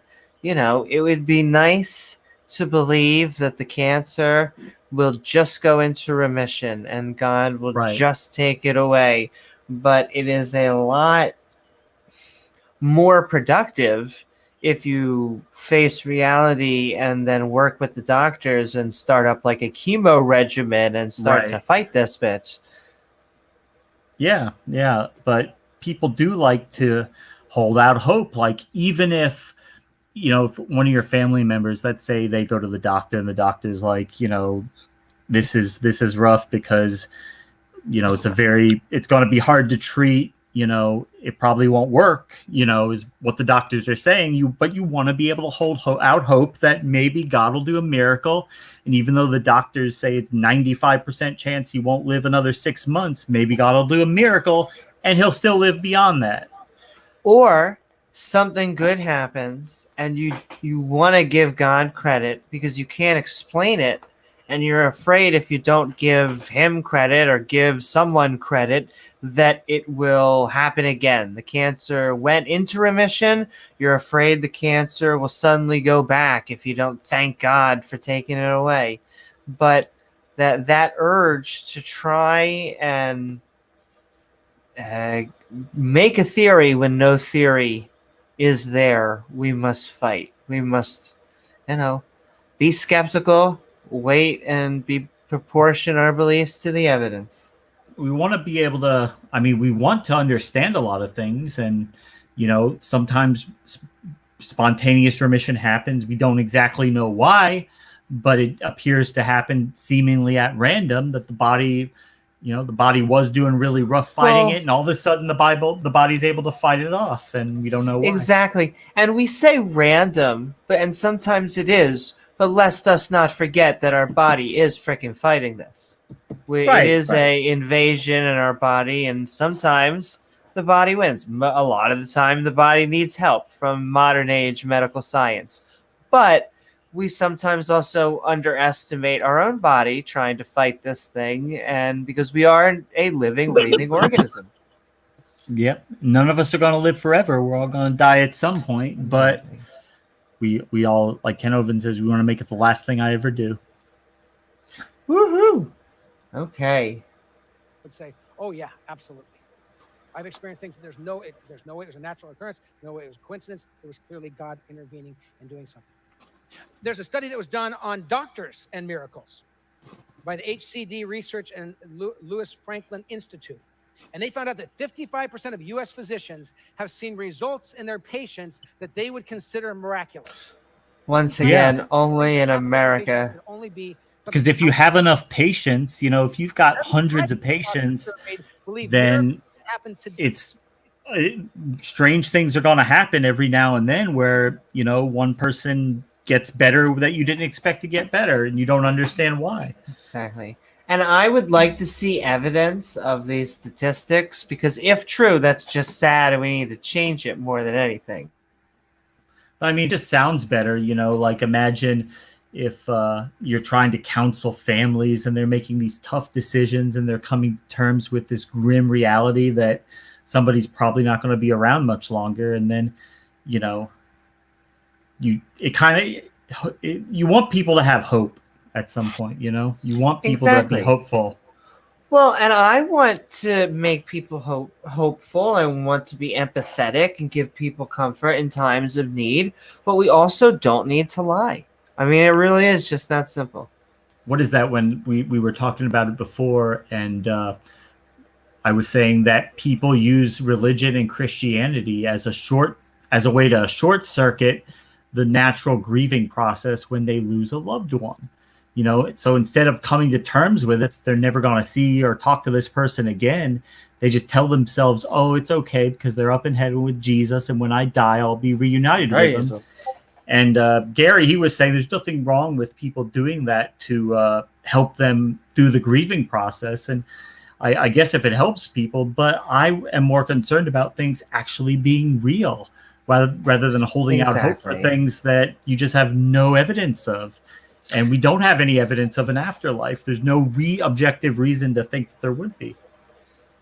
That's another one we need to do a podcast on is afterlife. But okay, so we're moving back into the fun. And this is higher than the population in general. I find that interesting. Somebody said, well, people who believe in miracles, that's the uneducated, simple people. But doctors believe in miracles more than the average population. It's not an education thing. It's an awareness. Sad if true. Happening that we cannot explain by natural reason. I think they're playing with those stats a little bit. Probably. You should pray for and expect. Well, the sample size is small, or I think you should expect to see their doctors predisposed to being religious, maybe. And I think in some cases we don't even notice. Well, America is also an outlier. Is just we are a very religious first world country, or I'm starting to hate that term. I'm almost have a bit on 2-word combinations, but just so annoying. But yeah, that's reasons you should pray for and expect miracles in your life. They really are selling the invisible product. Okay. And we can pay attention and see where God is at work. So why would you pray for and expect miracles in your life? Here's one reason. Because our primary revelation of how God moves and works, the Bible, presents miraculous and supernatural inbreaking of God into our lives as normative. You read this book and you realize it does. Everything that's happened with God's all in the Bible. It's God's word. But it doesn't hold up to scrutiny. And this book doesn't hold up to reality. Establish a natural order to how the world works, but he has the power and is willing to at times intervene within that and do things that can't be explained any other way than the fact that God has intervened and done something that we could not have done. Why pray for and expect miracles? No, it's something that happened that we don't have a good explanation for, but doesn't mean it's not natural. Yesterday, today, and forever. And I know that there are Christians, there are groups that say, I don't believe that God works that way anymore. There was a time where all miracles and all supernatural things stopped, and that's not allowed anymore. It doesn't happen anymore. The problem is I'm not comfortable saying what God can and can't do. I'm not going to tell God you can't. And when I've seen I'll tell him, God, you can't. You can't. Did he just say he's not going to say what God is capable of, can and can't doing? Because, it sounds like we just listened to 20 minutes of him telling us what God can and can't do. I don't know. I mean, yeah. He's going into this is not a miracle and this is. This is a miracle and this is not. So if people buy a lotto ticket and they win, it's very unlikely, very, very unlikely. But if enough people buy tickets, one of them, as unlikely as it may be, can win. Yep. Experience the kinds of things that God has done in all the areas we're going to talk about in these 5 weeks. 5 weeks, oh boy. That God moves outside the boundaries that he himself has set up. Why? Because he made the boundaries. and he can choose how the universe works, but he can also choose to work in ways beyond those boundaries. Why pray for and expect miracles in your life? Because we base our faith on a miracle. The very faith we believe in. At least he's being upfront about that. Jesus Christ. Jesus, who was dead, is now alive. He's risen. He's ascended. He's interceding for us. He serves pizza. He's He serves pizza. Our faith is based on he was naming a whole bunch of things. Jesus is here. Jesus is now. And today I had a good ass stromboli. It's just Jesus is in your toilet. Jesus is in the garbage can. Jesus is under your bed. Jesus is with you under the covers. Okay, here we go. Our primary revelation is in your bowels. of how God moves and works, the Bible presents miraculous and supernatural inbreaking of God into our lives as normative. That sentence kind of broke down for me, but okay. God is and that's the same one reason not to believe it, you know? God is the same yesterday, today, and forever. But in our last chapter of Bible study, he also told us he was a God of war. Like, it got real 300 real fast. After he was gloating about drowning the Pharaoh's army, after he made the Pharaoh basically send the army back after him, he made him do that, and then he killed them all. And we base our faith on a miracle. We could do a whole podcast on faith. That's another one. Or miracles themselves. There is a God who does more than what we can do in and of ourselves.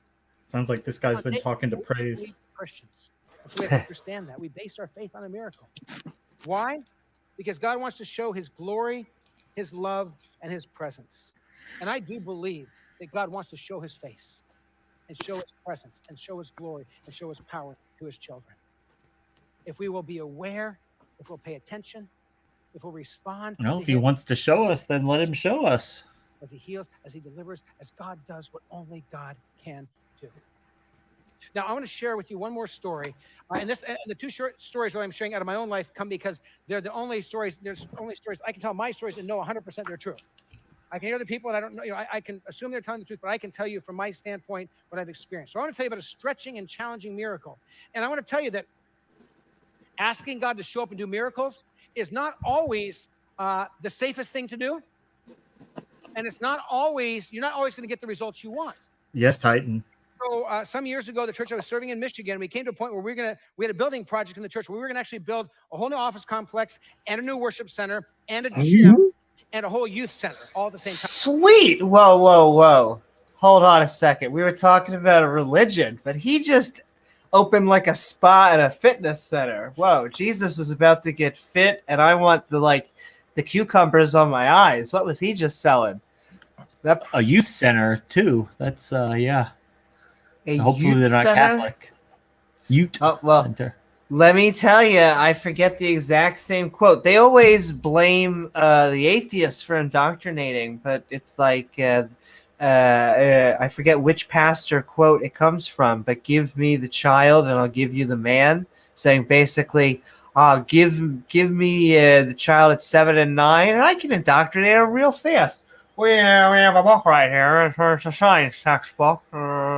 And that's the thing is that if you're not exposed to this stuff as a child, if let's say you never heard anything about God as a child, and then you're in your 20s or 30s and you start hearing about it, you're not going to be nearly as open to that as you were when you're 5, 6, 7, because when you're at that age, you're in learning mode. You're being programmed. Your parents, your teachers, you're figuring out how the world works. You don't know a whole lot. Your brain is learning. And when you're presented with these concepts from people that you know and love and trust, your parents, Sunday school teachers, pastors, you're told they know what they're talking about, then you just accept that, without being able to evaluate it. We imprint, not as strongly as ducks, but we imprint. We just take what people say when we're younger as law. So, people say fear this dude, and they hate it when we call the dude in the sky or whatever, but fear this dude. I mean, it has a male pronoun, so I should be able to say that. The man And of you war. do. And the man of war, and you do. I mean, millions No. of people do, or billions. The man of war. No, I'm sorry. Just to be clear, we're not talking about Adolf Hitler or somebody like that, or Stalin. We're talking about Or God. Stalin. Talking about no, not God, because that seems to be a Christian concept. We're talking about the God of the Israelites, Yeah. the God of war, only the God, God who names himself jealous. Praise I am that I am, not Jehovah the and Yahweh. YouTuber, the actual guy. Jealous, Jehovah. He goes by many names, apparently. He's got some like- aliases. He's like Prince, only I like Prince. I mean, the original manuscripts called him El Shaddai, which actually sounds remarkably similar to a deity that they were worshiping over in Can I Not, and that deity was called El Shaddai. So you might find it unusual that the God of the Bible is doing business as the name of a Canaanite god, but he must have some reason to do that, right? Exactly. He has reasons. They're just too mysterious. James, you need to understand. It's not that we're too smart to think that it looks evil. It's that we're too dumb to understand his ways. Oh, okay. So not that the Israelites learned about their neighboring culture and they said, oh, they've got this. Oh, well, we'll bring that God over here and we'll start praying to him. That's not how it happened. Exactly. Also, Zoe is in the house. Welcome, no. Zoe.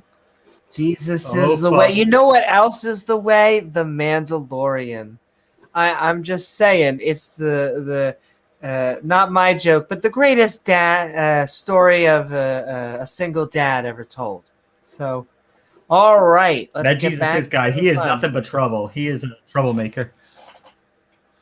Damn Zoe trying to normalize Christianity. But that's okay, because we're out here normalizing atheism.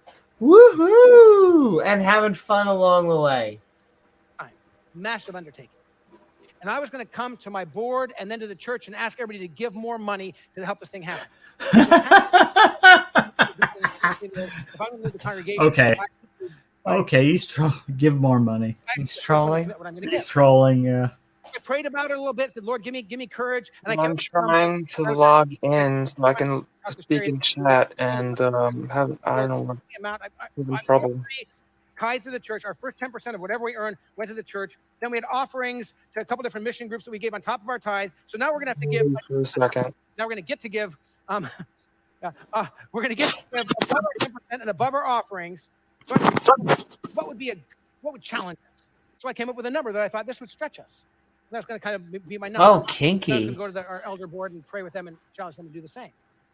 Then I realized I hadn't really prayed about it and asked God to stretch me. I had just kind of done what I thought would stretch me. So I prayed about it and I thought, okay, Lord, give me courage, give me strength. I want to really be bold. And I made this decision. I'm going to double the amount. I mean, I've heard that exact story in a couple different churches I went to. So I'm going to say it's part of like a marketing technique that they're taught. But I've heard people in churches that I went to, and when the church was having money troubles, then somebody would go up to give testimony, and she'd be like, "Well, me, my family, we've been coming here, and we had to set aside amount that we were able to give every month, and we were doing that."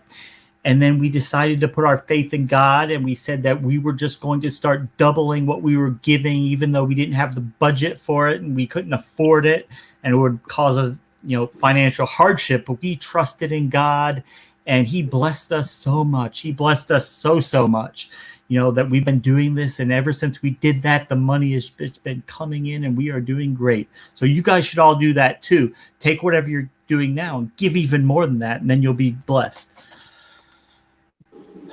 That's right. And I find of all of the different types of schisms or different types of religions, the prosperity gospel is probably the one I hate the most, because just the absolute dichotomy of just the person, the rich person that is getting everything, and just the the type of people who are just drawn into that, who probably are the poorest among us and are basically worse than a lottery ticket. If at least with a lottery ticket, you got a chance of winning.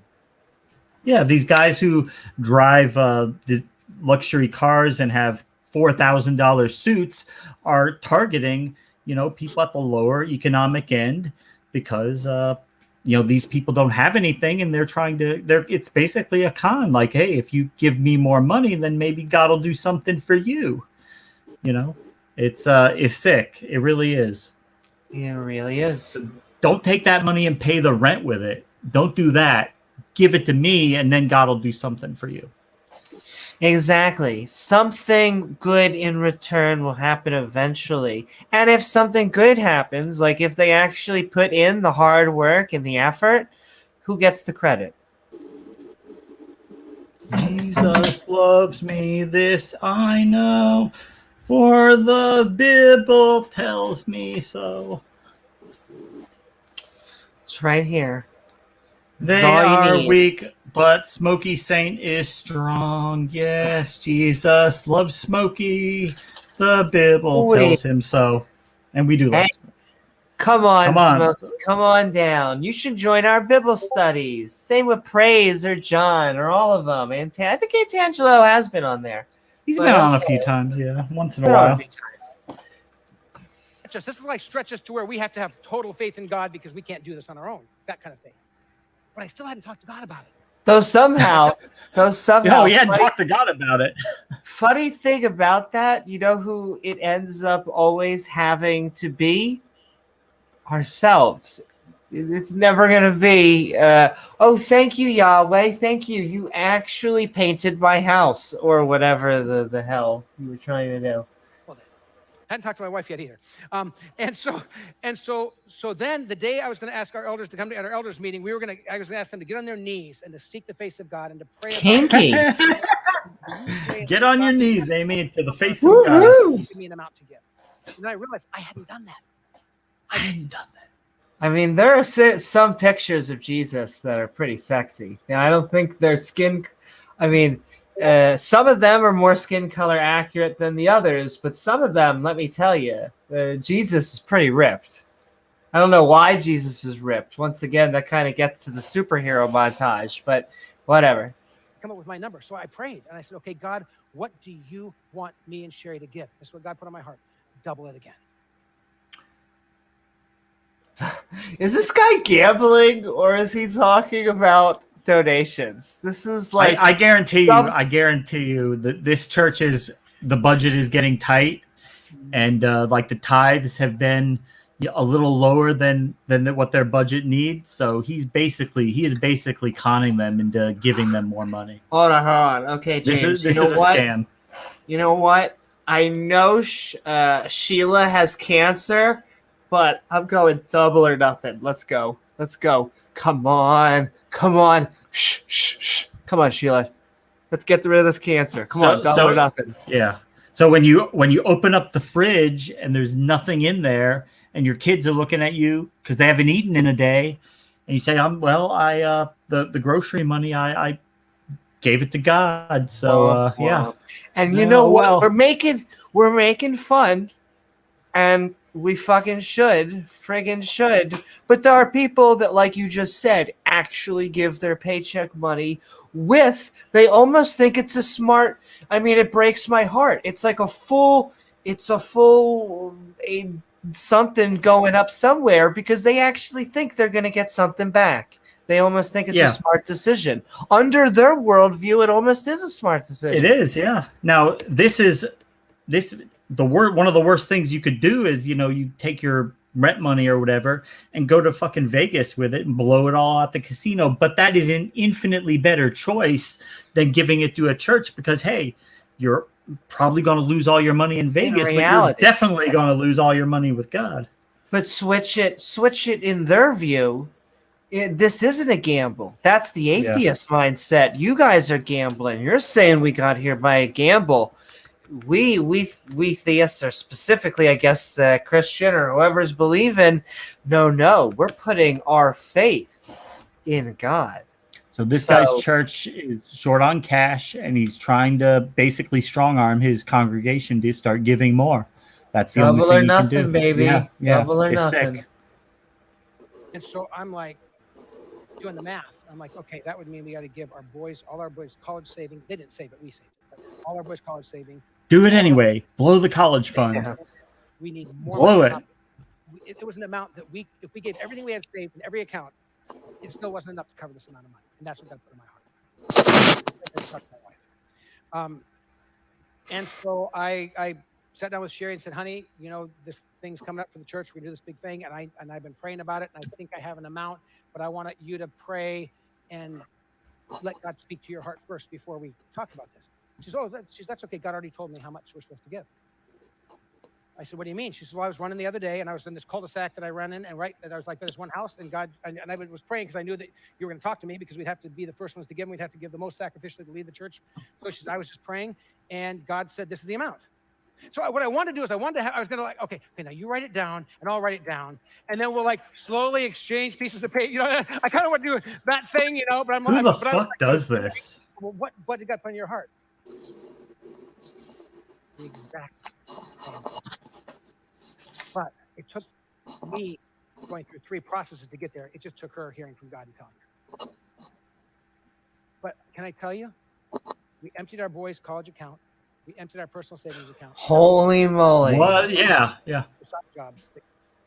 What the See, here's fuck? the thing. I don't What want the- this to be true. Like, even if in the end, which clearly we know where this story is good, could you imagine if the story ended any different than the predictable? And so we gave away our college funds, and God was like, I can't And even do the now, full burp. today, my son, he's been at McDonald's working the drive-thru. He's been there for 6 years. He's doing really well with it. He likes it. He makes $9 an hour, and he still lives with us, and we're okay with that. But we're like, praise Jesus, because this was the way that it Praise was Jesus. supposed to. We lost everything, but this is the way. Yeah. Good thing we blew that college money, huh? Go figure. It's okay. It's okay, baby. Let Jeebus take the wheel. It'll be okay. God gave us to give that amount of money. We gave it all. And then about a year later, halfway through the building, Let me guess. It doubled, tripled, quadrupled. Yeah. Something happened to him, and they got a bunch of money to make up for it. Bullshit. We both heard the same thing again.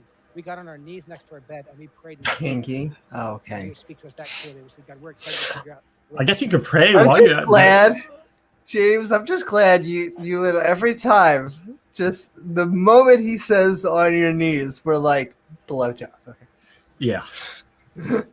Have to pull a little bit of a Norm Macdonald and just say it out loud because. And that's probably what half his congregation or more are thinking when they hear that. Woo-hoo. For college, and we're fine. Sometimes when you ask God to do the miraculous, it's not the fun, happy miracle. It's the So Donald says, I've tried such tests, and I've also known theists to try such tests, although they're rarely brave enough, and God fails every time. Oh yeah, I mean, if it could be proven empirically or in a lab, we would not be having this podcast. I mean, what do you mean be test? honest. Like seeing people who trying gave to a bunch the of their faith. money out to God, and then they Or were asked better for in the end? something. It was like I forget the Georgie bit. Like, I really want up that lady down with the club foot. You ask for all this random stuff. Normally, you don't ask for stuff that's very holy, but the stuff that's very holy, if you actually were poor and needed food, and we could just put you in a lab and see if your praying could grant you food. When you actually both emotionally and intellectually needed it, it'd be nice. But if wishes were fishes, then people would literally be able to do that and eat fish. Nom, nom, nom, nom, nom. stretch you like crazy miracle. But we couldn't not do what God called us both to do. I want to challenge you. To open yourself to hear God speak in the wonderful, fun, exciting miracles and also in the challenging, stretching miracles. Now, how do I respond when God does not answer a prayer or give the miracle I desire and ask him for? You have Give a more. selection bias and just completely ignore it and count the heads. Give them more. Give even more. I just didn't give enough. Yeah, give them more money. It'll work eventually. Something good will happen. Then we can take credit for it. Rob a bank. Give that money to God. God, I'm going to pray for miracles. I'm going to trust God. I'm going to give him glory if he shows It's me a sin, but it's for a good cause in the end. So therefore, God won't be too mad at you. Exactly what the Apostle Paul did. You'll be wasting money, but wasting it for Jesus. The Apostle Paul says, I was given a thorn in my flesh. We don't know if that was a health issue, some person who was harassing him. We don't know what that thorn in the flesh was. He doesn't tell us. And I think it's actually, we don't know because pain in the ass. For us, we can go, well, we all have different things that are hard. Maybe that's his thing. He said, I was given a thorn in my flesh, a messenger of Satan to torment me. That doesn't sound good at all. Satan. 3 times, listen to this, 3 times I pleaded with the Lord to take it away from me. But he said to me, my grace is sufficient for you, for my power is made perfect in weakness. When you ask for a miracle, when you lift up a prayer, sometimes God says, yes, let me show you. It's a miracle. It's not natural. It's not coincidence. Yeah. It's a So right there, the Apostle Paul's basically saying tough shit. Deal with it on your own. But I'm not doing basically. But what I will give you, rather than the miracle right now, I will give you all the grace you need to make it. Oh, good. Yeah. It's a win-win. Can you pay your rent with grace? Can you make your card payment with grace? What can you buy with grace, Amy? Yeah. Because he'll give you all the grace you need, but I don't think the stores take that. Is that like some kind of Bitcoin thing? Is that a new type of currency? I don't think they accept that at a grocery store. Huh. Is there like also, a market like the Bitcoin market where they can trade grace? I don't think so. Also, did you notice that the very catch-all tale? He said it's a win-win. So I was about to say just a second ago, I think I saw someone in chat. It's heads you win, heads I win, tails you lose. As always, once again, with this. Yeah, these claims, these lovely claims. The odds at God's casino are way worse than at an actual casino. Exactly. I'd take my bets at Atlantic City or Vegas before I'm going to Yahweh's slots. And let's see. I think I saw Donald had, as an example, 2 people give God permission to read their mind and tell each other what number they just wrote down, then pray for the answer and end up guessing wrong. Yeah, there's ways to test it, though I don't know why. Even then, it's amazing how vague this deity is. But even then, there should be ways that they could show, themselves. Brian Stevens says, moral of the story, I gave all my money to the church. Now I'm the preacher of the church, and you should give me all your money. I know. Absolutely, it really Brian. is Absolutely. That is what he's saying. That is what he's telling him. Hey, give more money. Give me the bling blings. And if you Daddy's have anything, got a Beamer payment to make. Daddy's got mistresses that need money. Send it to Daddy. You got. That's the funny thing about God, is that he's all powerful, he's all knowing, just can't handle money.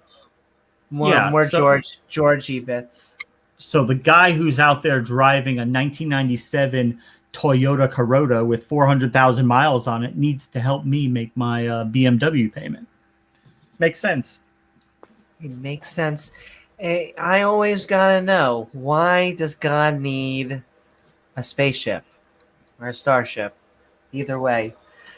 Okay, we're coming into the last 4 minutes. That's also what she said.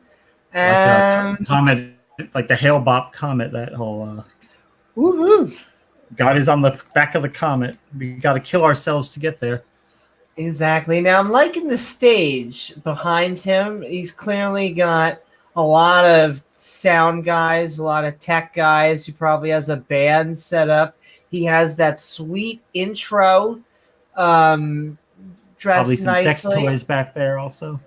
Yeah, and now I'm not hating. As always, I like to accessorize myself.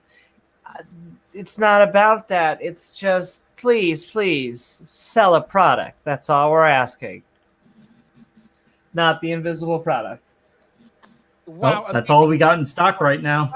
It's not that the miracle's not That's the right all. word. That's all we What I got. give you is my presence and my love and my grace and my strength through whatever you face. And sometimes when we go through those times, we go, that's what I really need. I experience Jesus' closeness and his presence and grace. Kinky. In either case, God is present and God is glorified. So how should we respond when God shows up and does something supernatural and miraculous? I mean, how do we respond? Because God does. God shows up. God does things that we can't comprehend. He amazes us with his Like what? miraculous. How do we respond? First, Did give you him amaze praise. Amy? Yeah. He just when it's not Not natural, yet. this Give is him God. praise. Okay. Whoa. God, I Okay. praise you, I glorify you, I worship you, I lift up your name. Give him praise. When that happens. Give him praise, Amy. Second, Praise him. share your story. Tell someone else. I do, but it's on my knees, if you know what I mean. Share your story. Yeah. This is a natural thing. This is no coincidence. God did. Or lie about it. Just tell your friends that you gave more money and God did something for you, and then maybe they'll give more money too. Pastor, can I tell you a story? I'm like, sure. And they're like, I'm never telling anybody about this. You're gonna think it's kind of weird. And they tell me this amazing thing that God did. You're like, well, I'm embarrassed to talk about it. Don't be. Share the stories. I know because it sounds now, stupid. going, oh man, if I had a That's microphone, why you wouldn't want to share it, because it sounds dumb. it was No one not else is going to believe it. Share those stories. Share it with other Christians to build their faith. Share those stories with people that don't yet know Jesus, to let them know that you have experienced the presence and the power and the glory of God. And that's how all this works, Amy. That is share your story, your faith, so other Christians will hear what you're saying. And even though they don't see anything miraculous in their life, see him work, trust him more. It happened to him, so yeah, there you go. He either shows up and does a miracle. There you or go. my Makes sense. I'm going to be with you. But in either case, you give him glory and you trust him more. And then dare to ask with greater faith. Keep saying, God, grow my faith, deepen my faith. And when you see God do things that only God can do, trust him for more. Walk in confidence and believe a barrel roll. If Sherry and I hadn't seen God provide for us in that first gift that we gave to the back church, massage. above our other giving, we Some would shit never with be able to, frogs. a year and a half later, Yeah. do more than that. But because God had done that and provided for us, when God said, now here's the next mountain to climb. Raining bread. And by the way, coincidence or natural, there was nothing natural in me that wanted to give away that amount of money. You know, that was God. I was like, Yeah, because it's a bullshit story. Said that you didn't will happen. take care of us. And he didn't say I'll give you more money, but he said I'll take care of you. Okay, I trust you. It's a bullshit story. Yeah. I want to encourage you, if this topic really kind of gets you thinking, and say, I want to dig more into this book. And the first story I read, first story I shared with you about Ben Carson, it's out of so you'll recognize things there. I learned a lot from Lee and some other books I read, but this is probably the best book I've read on this topic in a long time. And so we'll have some copies here, but you can download it off Amazon and get that and read that. But I just want to encourage you and challenge you to say, God, help me notice and recognize when you're doing things that are supernatural, that are miraculous. Help me know your grace when I ask for you to do something and you say, I'm not going to do the miracle, but I am going to give you my presence. Let that be enough for me. And let's just let God grow our faith. That's true, Brian. That's true. You are at work. And yes, this guy is dangerous, Ancher. He's a con man. He's conning his congregation right now. Everything that we experience every day is miraculous because you are on the throne and you are sovereign. And even you holding the universe together is a statement of your glory and power. Oh, well, there you go. So even if you don't see God do anything, he's holding the universe together. So give him credit for that, right? We haven't seen before. Exactly. Let us glorify you, celebrate you, and lift you up on this journey. We got to cut off this song because, yeah, that was the part of church I hated the most was the fucking music. Woohoo! And okay, so we have just seen, I want to say, the other side to the supernatural case. And this was episode 1, which makes me excited because that means we can do further episodes In a second, I'm going to be sending the link into chat, and we'll do about an hour's worth of open mic. And speaking of open mic, boo-doo-doo-doo. So we also have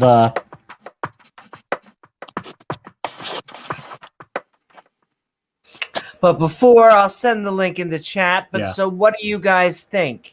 Sam, James? so we also have a video coming up to look at with the dealing with that I sent Amy about a week ago, dealing with exorcism. So that'll be an episode coming up. There is a particular preacher who is conning people on that subject. So I think that'll be interesting too.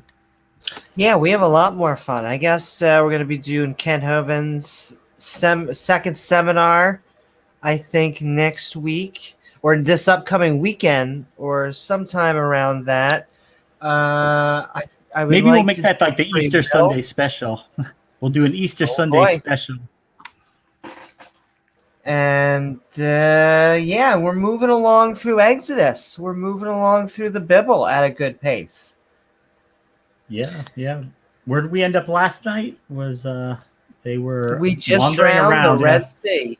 They were wandering through the wilderness, and God was feeding them with manna and tree water.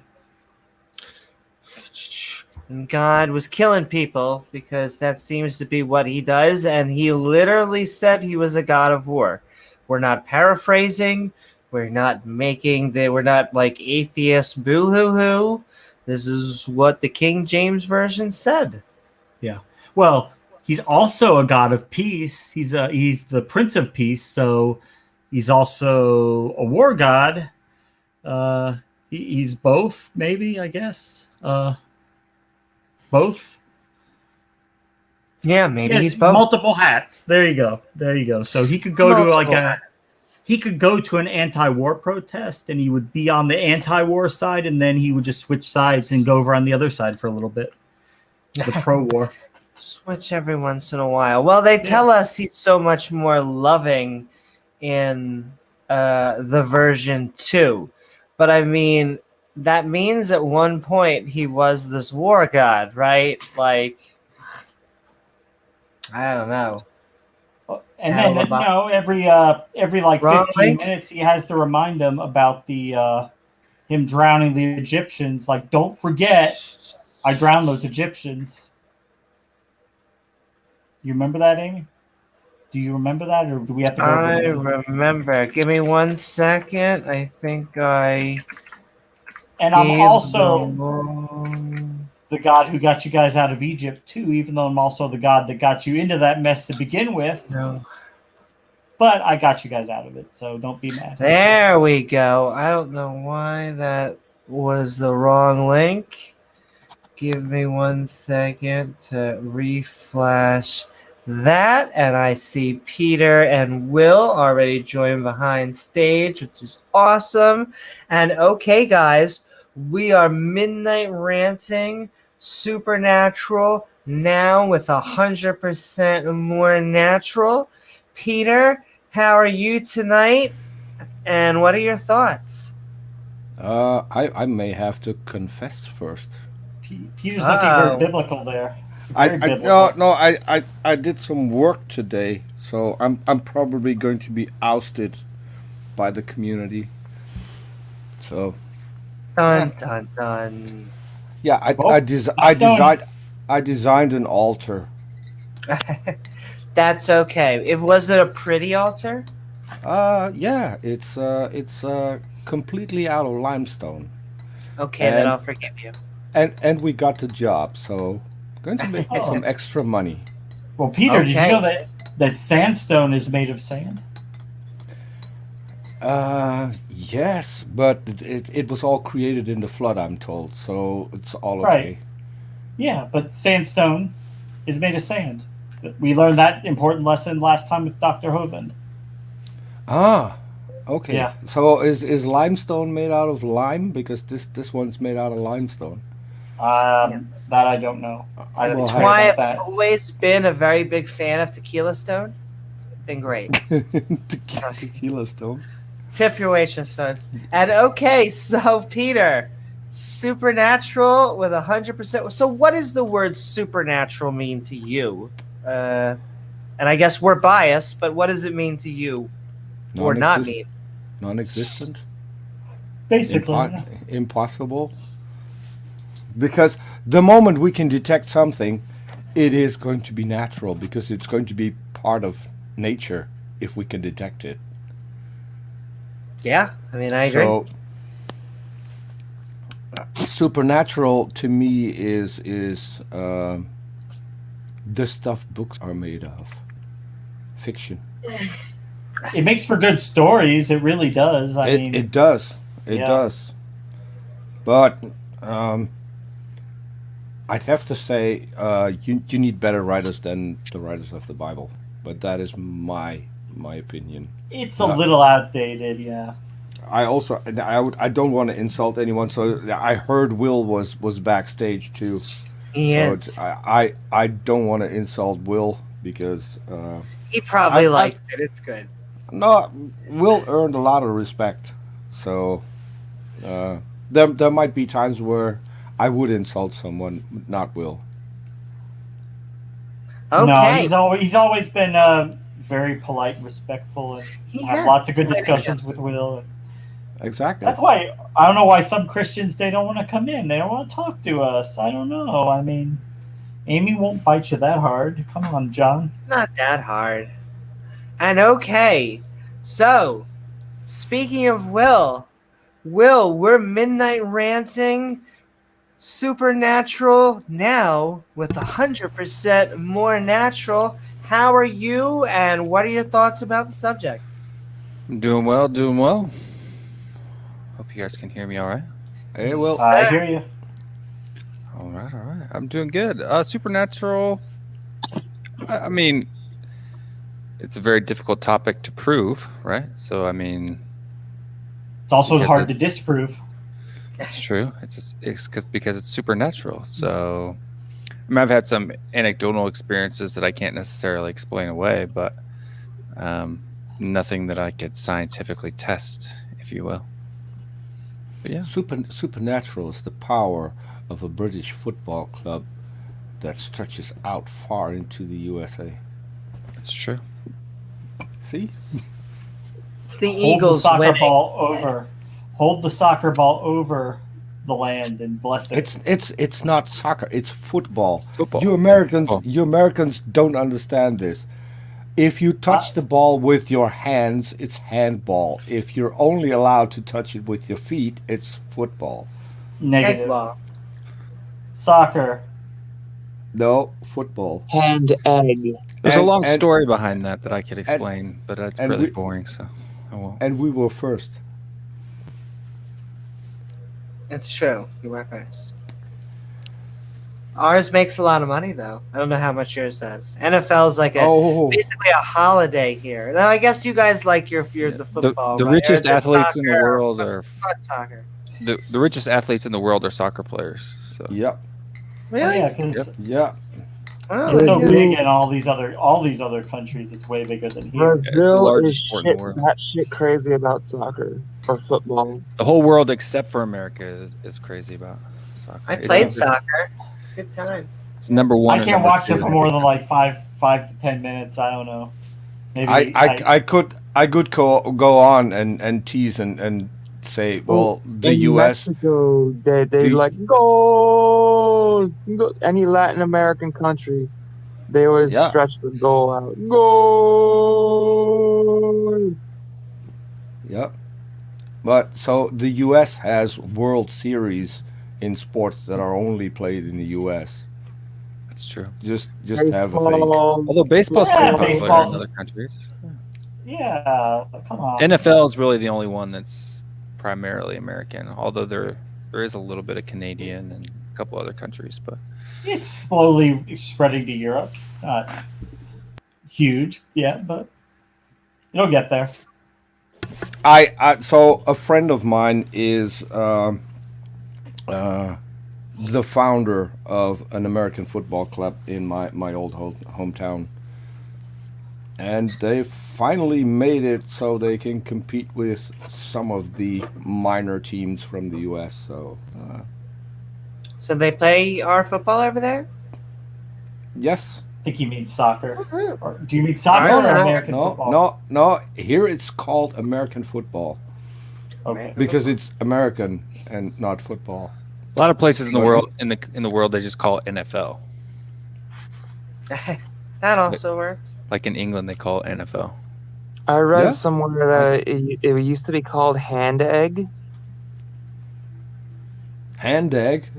I've just Yeah. heard that joke so often, but I don't know if that's true. But And that in the early days of American football, the ball would start out round, but after being kicked and squeezed so many times, it would deform into that diamond shape or the egg shape. But you guys don't want to get me started on this because this is actually what my channel's about. So I could go on for I do like 3-hour streams on this topic. So that's okay. Where is your channel? Will Stewart THFC Rants. That's my channel. Hey, I like that name. But you rant on American football? No, actual football.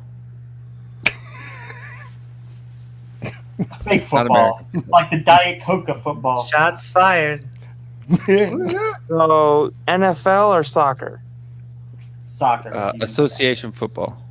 So, Amy, this is I going to can't be say the S word. one of those streams again where you piss off your entire viewer. No, see, we accomplished our goal. If we were a channel, I would put our gold sticker on the thing on the board. If people aren't ranting on this stream, a lot of them will be ranting while listening to it. So at least the title still works. but I've been working on my lighting. That's So I think it looks a lot better than it used to. A little more moody. A little more moody. I think I basically have my scene set up. I'm very happy. Oh, I think Einstein fell. Uh-oh, Einstein, where'd you But back go? to supernatural. Einstein fell. Einstein He fell. did. He did. I got you, Einstein. There he goes. It's okay. We don't need him. We've got Otangelo now for physics. We got us, Angelo. Exactly. The Brit. There he is. There we go. He did. He's he good didn't fall. now. He's spinning. I like that. That's cool. Thank you, and thank you. I could tell an anecdotal story. Darwin. I don't necessarily know if it's supernatural or not, but I could tell an anecdotal story that I can't explain that happened to me Well, personally. Go ahead, Will. So there was one night when I was about 17 years old, and I used to work at Six Flags, and I was driving home from work, and it was raining, and started to pull over into the fast lane, but there was a car there, and so I kind of quickly, got back into my lane, and my whole car turned 90 degrees and was sliding sideways at 70 miles an hour, and both tires on the side of the direction that I was sliding, exploded. And I went into this spin, and I was driving down a section of the highway that was in between these two bluff walls. So there was the median, not the median, but the side of the road, and then next to that was probably a 30 or 40 foot, sandstone cliff. And the car started to slide right at the cliff, and I couldn't, no matter how I controlled the wheel, because I had no tires on that side, I couldn't control the spin. And so I literally let go of the wheel, closed my eyes, and said, "Help." Jesus, And take my the car literally, as it hit the dirt, spun the right way and stopped with the passenger side pinned up against the bluff. Yeah, I could explain that as well. So now I'm curious about your explanation. So my explanation is one, I'm literally sliding directly into that bluff, and off the road in the grass, heading straight for this cliff. And as I let go of the wheel, close my eyes, the car whips around as I'm praying at that time, whips around and stops pinned up against. So there could be, me letting go of the wheel caused the tires to go in the right direction, which caused the whole car to whip and turn and immediately stop right up against the wall. Yeah, I don't know, but there's several cars behind me that stopped, and the guy that got out said, "You've got somebody watching over you because I thought you were dead." So that's what made me think, is that supernatural or not? I don't know. Explain it for me, Peter. Yeah. Could Amy had it be a could car it be accident that like that? yeah could it be that if you're going sideways, you have less friction when you're on the tarmac than you are when you're in sandy terrain? Sure. So that would Right. See, In grass And and if mud headed right towards the bluff, and then as I Yeah, let but- go of the wheel, it's But if you go sideways, either your front or your rear wheels will be the first ones to hit the sand, and that will make your car spin around. And if you have let go of the wheel, the wheels might even turn because of some of the friction. It's possible. and my question would be, and then hello, Nicholas, we'll let you in just a second. My question for you after I cough would be Got something in your throat. exactly. I'm sorry, my shake weights. Is that well? First of all, I want to say I'm glad you're alive. well, thank That you. is always number one.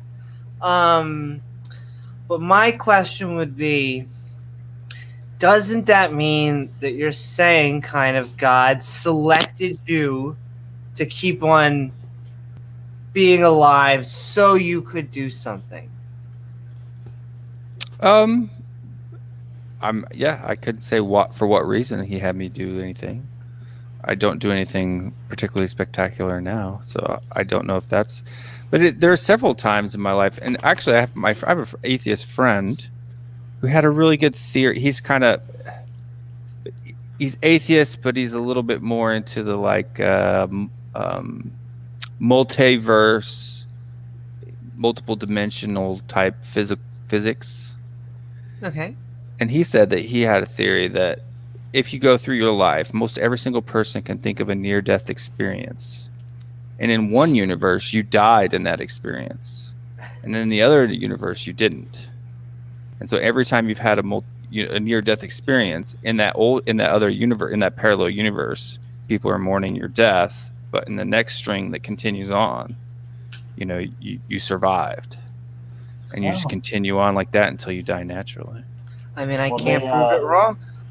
I mean, there are people who I think I survived, so that all events like that cause any possible outcome happens for any event in one of the universes, and it's always Right.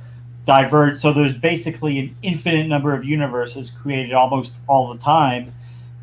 That way, quantum mechanics can work, and everything possible that could happen happens in one of them. I don't know. Yeah, that's kind of And his theory.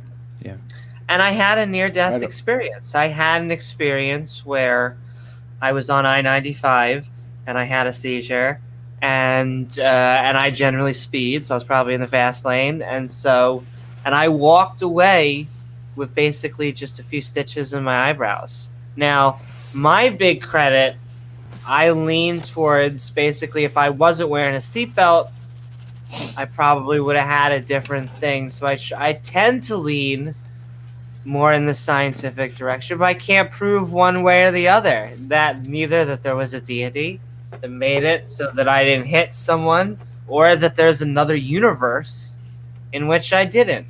But I can't. But yet here I am. So there's only. I just thought it was a fun theory. Like if his theory. I thought it was Amy, fun. It Amy, is.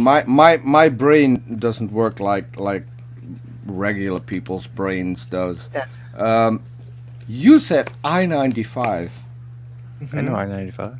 Do you know the song that is also known as the I-95 song? I don't. Is it Oh, you should it's about check to it be out. kinky? Okay. No, not kinky. I've got that in my car, and when I'm at the lights, I will play that song. I will let it play and then pause it and start it at the chorus. And the Okay, chorus, I'll look and it up. And the chorus is, "Were you born an asshole, or did you work at it your whole life?" Usually, it gets me a couple of looks, even though not everyone here speaks English, but it usually gets me a couple of looks. But it's a good song when you're parked at traffic, is what you're saying that you can play. You can also use it to message people without them maybe not knowing. I don't know. Hey, it's a good that sounds song. good. I'll look it up. Yeah. So there are two called the Asshole Song, and I think that's why this one is called the I-95 song, because he starts out with telling, "I was driving along the I-95," and then a little story, and then he gets to why someone is an asshole. And it's You're an basically the entire song. You're an asshole. Your mother is an asshole. All your friends are assholes. It's all assholes. You're a fucktard, aren't you? Ken? One of my favorite songs for some stupid reason. That's okay. I like comedy songs, so I'm all for it. Maybe I are one. Who knows? See? Aren't we all a little bit? That's okay. Yeah. Just a little. And Just speaking of someone who isn't an asshole, love those. I'm here for transitions, baby. We are Midnight Ranting, Supernatural, now with 100% more natural. Nicholas, how are you, and what are your thoughts on the subject? I am Nicholas doing Shea, well, welcome back. thanks. My thoughts, I'm a few minutes behind. I'm still having audio issues, and I can hear everything I say, which makes it much harder to speak. So it's a couple of restarts, and nothing's working. But as you know, I'm fascinated by the topic, and there was a great discussion, I thought, in the live chat. So I figured I'd come in and try to get up to speed. Woohoo! Yeah, well, we've been mostly off topic lately, talking about sports. But I like sports if I'm drunk enough. Then I can get there. But Go ahead, Amy. Whip out the hat. woohoo! I love that hat. Well, Nicholas, what are your thoughts just generally on the supernatural? I guess that's it. Oh, we had that discussion last time. No, that was another. I think, to the best of my understanding, supernatural must necessarily violate that which is natural. The only way that we have any success in determining what is true and what is not is by using science, using induction, abduction, deduction, and anything that's supernatural would necessarily be outside of that. If we even found something that was supernatural, I don't know how we'd confirm it, because so far we've had a great deal of success on the assumption that if we don't understand it now, work the problem long enough, and eventually we will reach the answer. And thus far, when you take anything supernatural, is usually a God of the gaps argument. Well, gee, I don't know how or why this happened. I don't know why a baby fell out of a 22-story window in New York, and I think that was 87, and actually landed in a pile of packing peanuts. Must be God. Well, first of all, that's not actually a miracle, because it doesn't violate the laws of nature. It's just highly improbable. And second of all, even if it appeared to, so every time we've researched it, we found natural conclusions. So I don't see any evidence for the supernatural, and I don't know how one would come up with it, since it would violate all of our rules for evidence. Right. It would have to be something that would go fly in the face of a natural law or a physical property of the universe, that, it's not just extra, it's something contradicts that can't happen. It'd be like it still needs an explanation if you think about it, because if it doesn't have an explanation, we would assume, given a long enough time, we would find one. We found out, I forget who it was, but somebody had said, well, gee, there is no force on Earth that could be moving the tides. That's actually true. There is no force on Earth moving the tides, but we looked at it long enough and we figured out what the force was. It just took us a while to figure it out. Excuse me, Nicholas. Uh-oh. Tides go in, tides go out. You can't explain that. You can't explain. Yeah, I have lost to the O'Reilly argument. So, I mean, yeah, it would have to be something that is totally impossible based on our understanding of reality. Like, say, somebody being dead for 3 days and coming back to life, Yeah.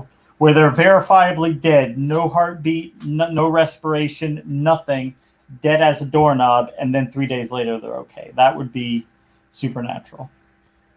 It would appear to be, yeah. Appear to be, yeah. If that was verified and everything. I have a similar that- experience to that on a smaller scale. Yeah, can me- 3 hours, me- not me- 3 days. Me too. Oh. I made it to 7 seconds, I think, or 7 minutes, somewhere along those lines. Oh, dead 4? Dead 4. Oh, okay. Holy So when my mom was in labor with me, I had the umbilical cord wrapped around my neck, and they had my heartbeat, and it kept getting weaker and weaker, and then it disappeared for 3 hours. The doctors couldn't find it, and then they pulled me out, and I was okay. So For my bad, that's cool. My dad told me I was a breech birth too, but he tells me a different story every time. So I have to leave now because my phone is dying, and I need to sleep really bad. And my finishing statements are that guy, the fucking what's his name? Sweater vest? Yeah, sweater vest. He's just simply a con man. The fast Oh, yeah. talking, yeah, it's con man.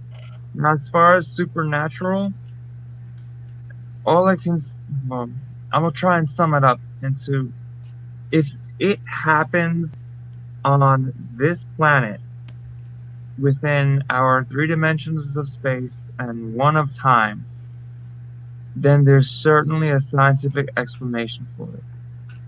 So I don't believe in miracles, right? Because lightning can strike twice. And You know? has in people. Yeah. There was a sheriff in Texas got hit 7 times in one day. So when people in the ancient world looked up at the sky and they saw a rainbow up there and they thought to themselves, wow, God must have made water do that to let us know he's not going to flood the earth again. Praise God. Okay. Thank you so very much, Sam. This is a good Good episode. We're having fun. So have a fantastic night, Sam. It was fun having you. So my Night, guess for Sam. good night, Sam. Good night. My guess for that experience, the natural explanation is that it was in 1980. The doctor was like 70 years old, and I probably didn't have a heartbeat to begin with. They probably just couldn't find it. They were just Well, yeah, probably there's a looking in the wrong difference between spot. none and undetectable. But so Will, and I know you like a good joke. Sure. But lightning disproved God. You know How's that? how? How's that? There are lightning rods on churches. That's true. But a lot of churches deserve to be struck by lightning, though. So I mean, that's like the Oh, memes of the Pope riding around in the Pope mobile, and it's like, Yeah. bulletproof glass. who do you trust? Yeah, who do you trust, God or the bulletproof glass? There are a lot of churches that deserve to be struck by lightning, though. yeah, the one the Pope's in might be one of them. I would agree with that. Yeah, I did a couple of photoshops a while ago. I was trying to test my skills, and so I burned down the Vatican. And today I showed that to someone, and today I showed that to someone, and who said I went to Italy, and the Vatican was hugely disappointing because there was a lot more in Rome that was a lot more interesting than the Vatican, and more beautiful. And so I showed the pictures, and then someone said, "That is just sad. Look, the artwork, the books that are kept there, and you burned it all down, it's a Photoshop. It's not real. Okay. It's just a Photoshop. Burn, baby, burn. Yeah. Maybe one day, Amy, when we get really big, we'll go to the Vatican and do a show from there. Hey, I would Oh, that would love be a to good go idea. I mean, all over I the can, world. I can chip you a few topics you can talk about. You can talk about several popes. There was one who had naked prostitutes running in the Vatican. There was one who forbade street lights and trains because they were unnatural. God wanted it to be dark, and now these pesky humans invented street lights. How dare they? And that went against God, and he had another reason why trains were bad. So, there was a pope who hated his predecessor so much that he had him dug up and had his papal ring removed from his finger. Killed an effigy. I mean, there's so much Holding grudges. funny stories to tell about the Catholic Church. That reminds me of I've heard Christians who I've heard pastors who said that they have a bunch of kids, and they're like every time my wife goes into to labor, she never lets them give her any pain medication because she's under the curse, and God made that painful because he wanted it to be painful, so therefore you shouldn't interfere with his will. Religion. Okay, like God's going to come down. And I remember when my son was being born, and his mother was like, "Oh, should I get pain?" And the doctor even told her, like, "Honey, God's not going to come down and bless you even more just because you suffered more." You know. Tight, gesundheit. And okay, we'll go back into open conversation in a second. Donald, we are Midnight Ranting, supernatural, now with 100% more natural. How are you, and what are your thoughts? Yeah, 100% more natural. I like that. That's like extraordinary, you know? There's how much more ordinary can you get than extraordinary? Yeah, the term supernatural, of course, you know, it's the word natural modified by the prefix super, which means above and beyond, or above or beyond. Seems to have evolved from something having meant like up and out of. But comes from the Latin, literally just meaning above. And above in what way? I mean, you know, we talk about artificial stuff, meaning artifacts, like artifacts of humanity, but we humans are natural. You know, we are made from natural stuff, like the food we eat, which, you know, then you get into, well, when they say that a food is organic, do they mean that it's made of organic chemistry, or are they meaning something else? Language gets so screwed up. So yeah, but yeah, since you were talking about, you know, the term supernatural, I thought I'd just throw in a little bit of linguistic gibberish for the fun of it. It's basically all it amounts to. I mean, yeah, the word supernatural, it's kind of meaningless because it's used to describe basically anything that somebody who's using it can't explain through their understanding of nature, which basically just exemplifies their ignorance of how nature works and doesn't say anything about the thing they're trying to explain.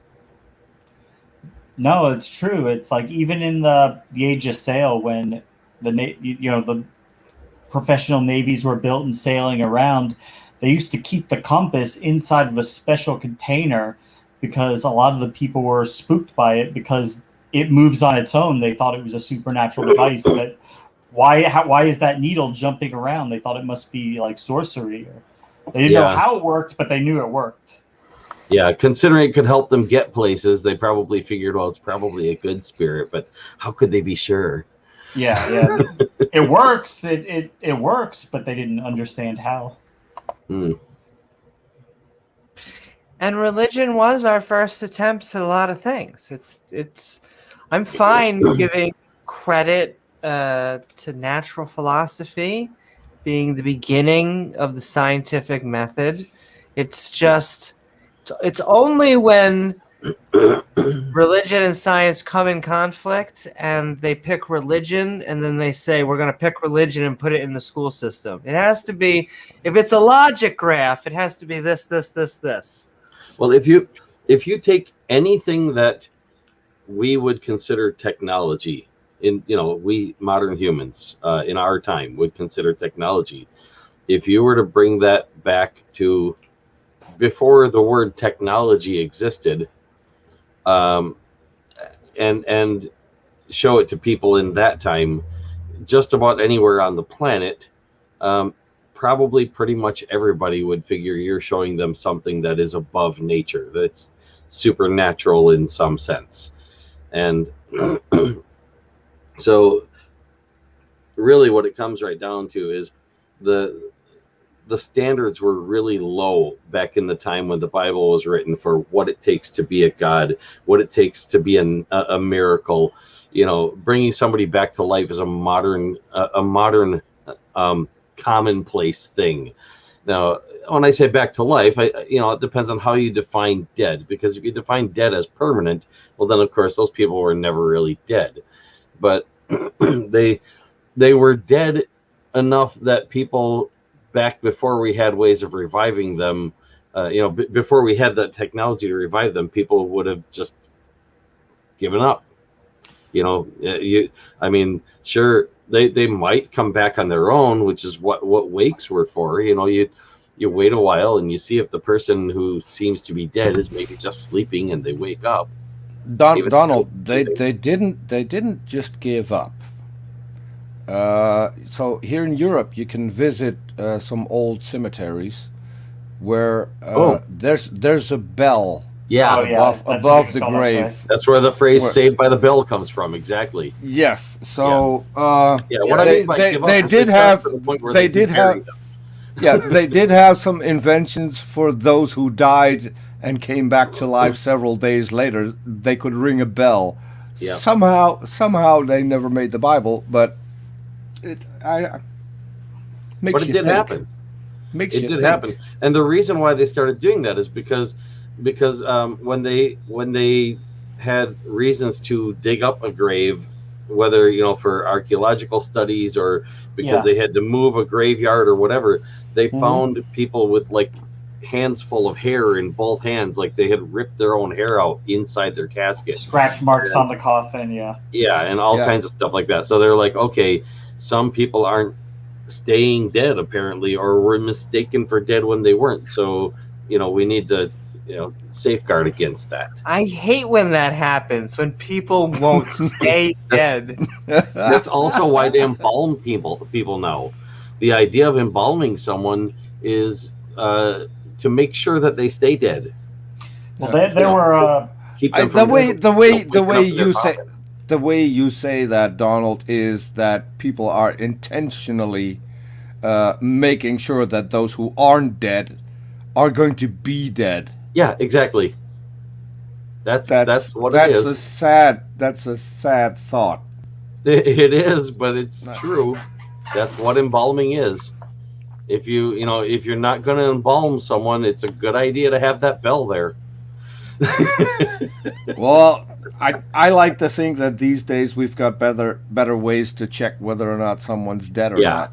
Yeah, well, and there were drugs or certain poisons that you can take that it might not kill you necessarily, but it'll make your vital signs like so faint that it'll be almost impossible to detect. And so, they could still be alive. It's just they're barely breathing. Their heart is barely beating just enough to keep them alive. Yeah. And maybe a few days later, they'll snap out of it, Well, another thing, near-death experiences, the reason why they're called near-death experiences is because even though they may register as brain dead on an electroencephalogram, their brain's still active. It's just not active to the point where it can be externally measured. It is literally the brain slowly shutting down and the way it does that is that it shuts down the parts of the brain that aren't that vital to stay alive. So the first thing to go will be your eyesight, which is where you get the tunnel with the light at the end, because you're literally getting tunnel vision because your brain is shutting down. Energy. And then what it also will do is, because people tend to panic when they're dying, because that's probably not something that they really want to do. So in order to stay alive longer, the brain creates images to keep you calm, which would be the things that people see. And that would explain that Christians will see Jesus, Muslims will see figures from the Quran, Hindus will see figures from their holy book, and atheists, I don't know. So you guys Carl don't have Sagan. that. I saw nothing, so maybe I'm an Carl atheist. Sagan, Well, from a selection, Christopher Hitchens. Hitchens, from that would a Randy viewpoint wants to of see natural is Christopher selection, that Hitchens. makes from a viewpoint of natural selection that makes perfect sense, That's true. I'll because take him too. you know, on the rare occasion when not using up too much oxygen might have saved a person's life and kept them from going from indetectably alive to no longer alive. In those cases, those people may have been able to help their families along. They may have been able to, save some grief in their family. They may have even been able to go on and reproduce afterwards. So, And it's it also makes perfect sense. it's also an explanation when people get trapped in a cave, for instance, when part of the Iron cave Man. comes down. People who start praying tend to have a higher survival rate. The reason why is because they're praying, they're staying calm, using less oxygen than the people who would panic, and that is beneficial because you can stay alive longer and maybe have a chance of being rescued. Yeah. But then, And if you can manage not to panic without praying, then you'll save even more oxygen and have an even better chance. Pray silently. something Pray in your head. You can pray silent, but Praying so tongues in your head. They don't even have to think about it. Yeah, but I'm but just then saying, something in if the you say- opposite direction. if you save your brain even the effort of praying and save, using the breathing to pray and everything, I mean, if you could conserve even more energy and make the oxygen last even longer, at least I mean, hypothetically. you have to think about something at some point. You can't think about nothing. It's hard Well, to think I about mean- nothing. That's true meditating. But Well, you can think about how to get yourself out of that cave as soon as possible. If you can do that calmly, that's your best case scenario. Try to picture a dictionary in your head, and you're just reading it like from A to. I don't know how long it would take you to get to the B's, but Or count the forever. rocks you're moving out of the way. Curious what you guys think about the blood and water separation well, Blood and- What blood and water separation is that? in the crucifixion when they pierced his side to see if he Oh, was dead. The blood mingled with water. It's not I don't know. lighter plasma and red I don't blood know. I mean, I'm not. I mean, they show him in images like dressed in practically nothing, but I can't help wondering if there was like a bag of something under the clothing that they stabbed. what happened when there they is placed his no body there, naked? there's actually, and I forgot what it I don't was. know. There's actually a scientific explanation for that as well, because apparently where he was stabbed, there's also an amount of what looks like water. It's not. White It's plasma. not water. Yeah, it's Pierce it's the like bladder, plasma. I guess. If you pierce And the that's- bladder, it would leak urine. Yeah, and back then they thought it was water, and it wasn't. So there is I forgot exactly what it Yeah. was, but I've heard that as well. But I don't recall the details. But I just want to give a point before. Well, that's okay. But in an opposite direction of prayer working, is that there's actually been prayer studies where when they knew that they were being prayed for, they actually did worse. And the hypothesis is because of performance anxiety, the people who were being prayed for knew they were being prayed for, and then we're like, oh shit, I gotta get better. Oh shit, gotta make the prayer look good. And so, or they thought it was the situation was more dire than it actually was. If they're praying for me, I must be in real trouble, and then that had an impact as well. And then there's also the the no longer trying factor of, if they think God is going to heal them, why should they work on getting better? So yeah, there's a bunch of things that can just go the wrong way with praying. I mean,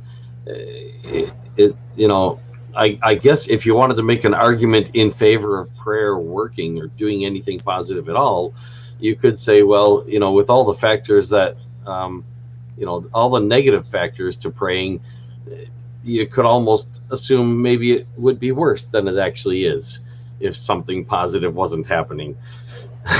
Well, no, I mean, I see at least once or a few times a year that there's always in the articles in the news about devout religious parents denying their children medical care because according to their beliefs, they should just pray to God.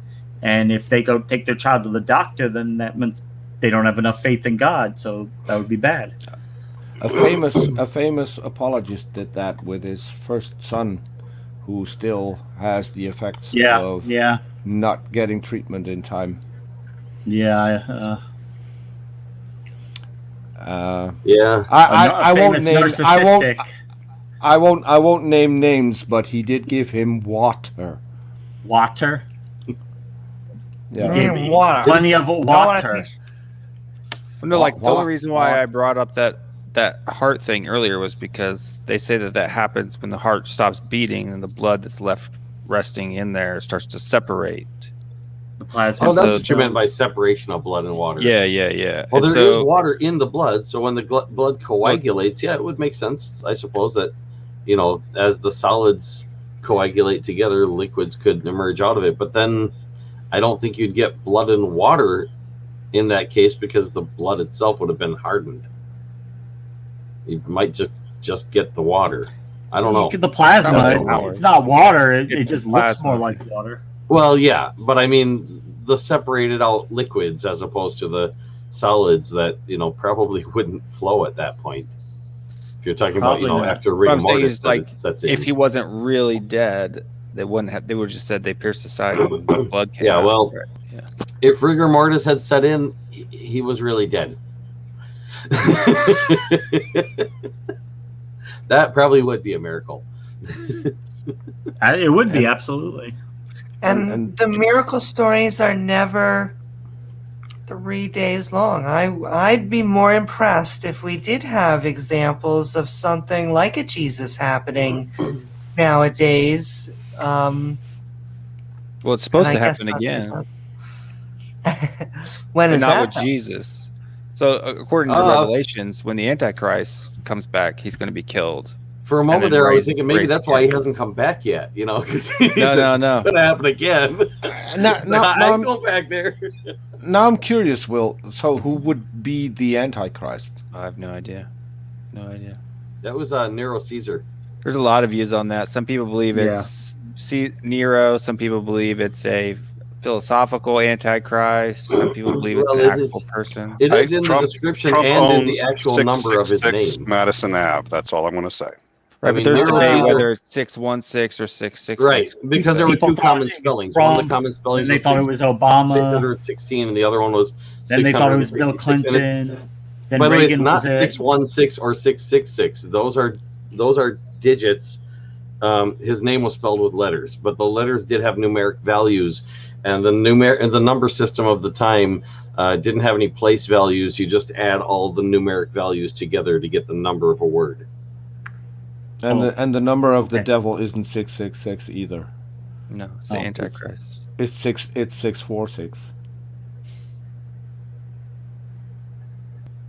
Not entirely sure where I learned that, but or 636 if you live in Missouri. Yeah. But so by the way, any one of you seen Trump buy pizza? Since all the presidents were named, Trump bought a pizza.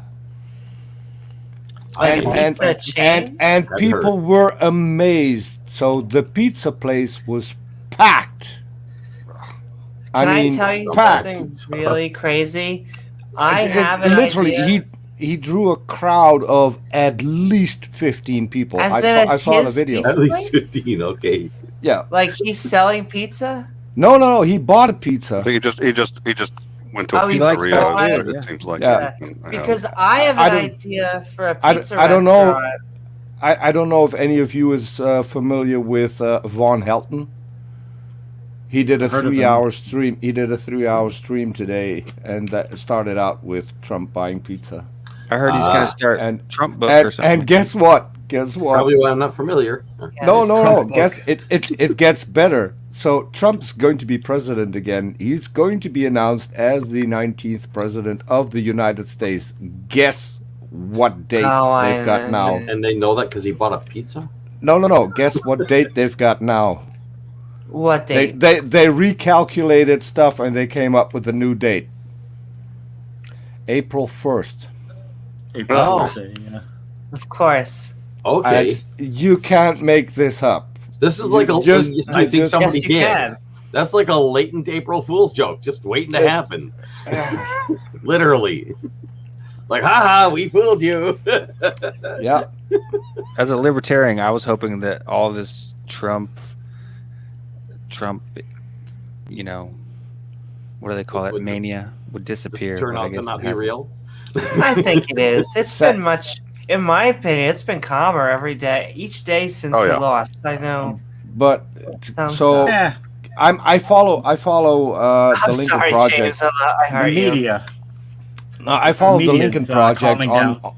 on Twitter. There's a lot still going on, and there are a lot of people who want Trump back, and will do everything in their power to get him back in Well, the at White House. CPAC, didn't he actually win? They had a prediction or a poll of who was going to be the next nominee, and Trump got 54%, I think, something to that effect. That's entirely possible. I mean, they need a supervillain like the corporate America, the media they're on. They need somebody to oppose them. Exactly. Somebody to, Don't Which is why don't be they the bad guy. They never vote for God. I mean, don't they why have all right in Yahweh?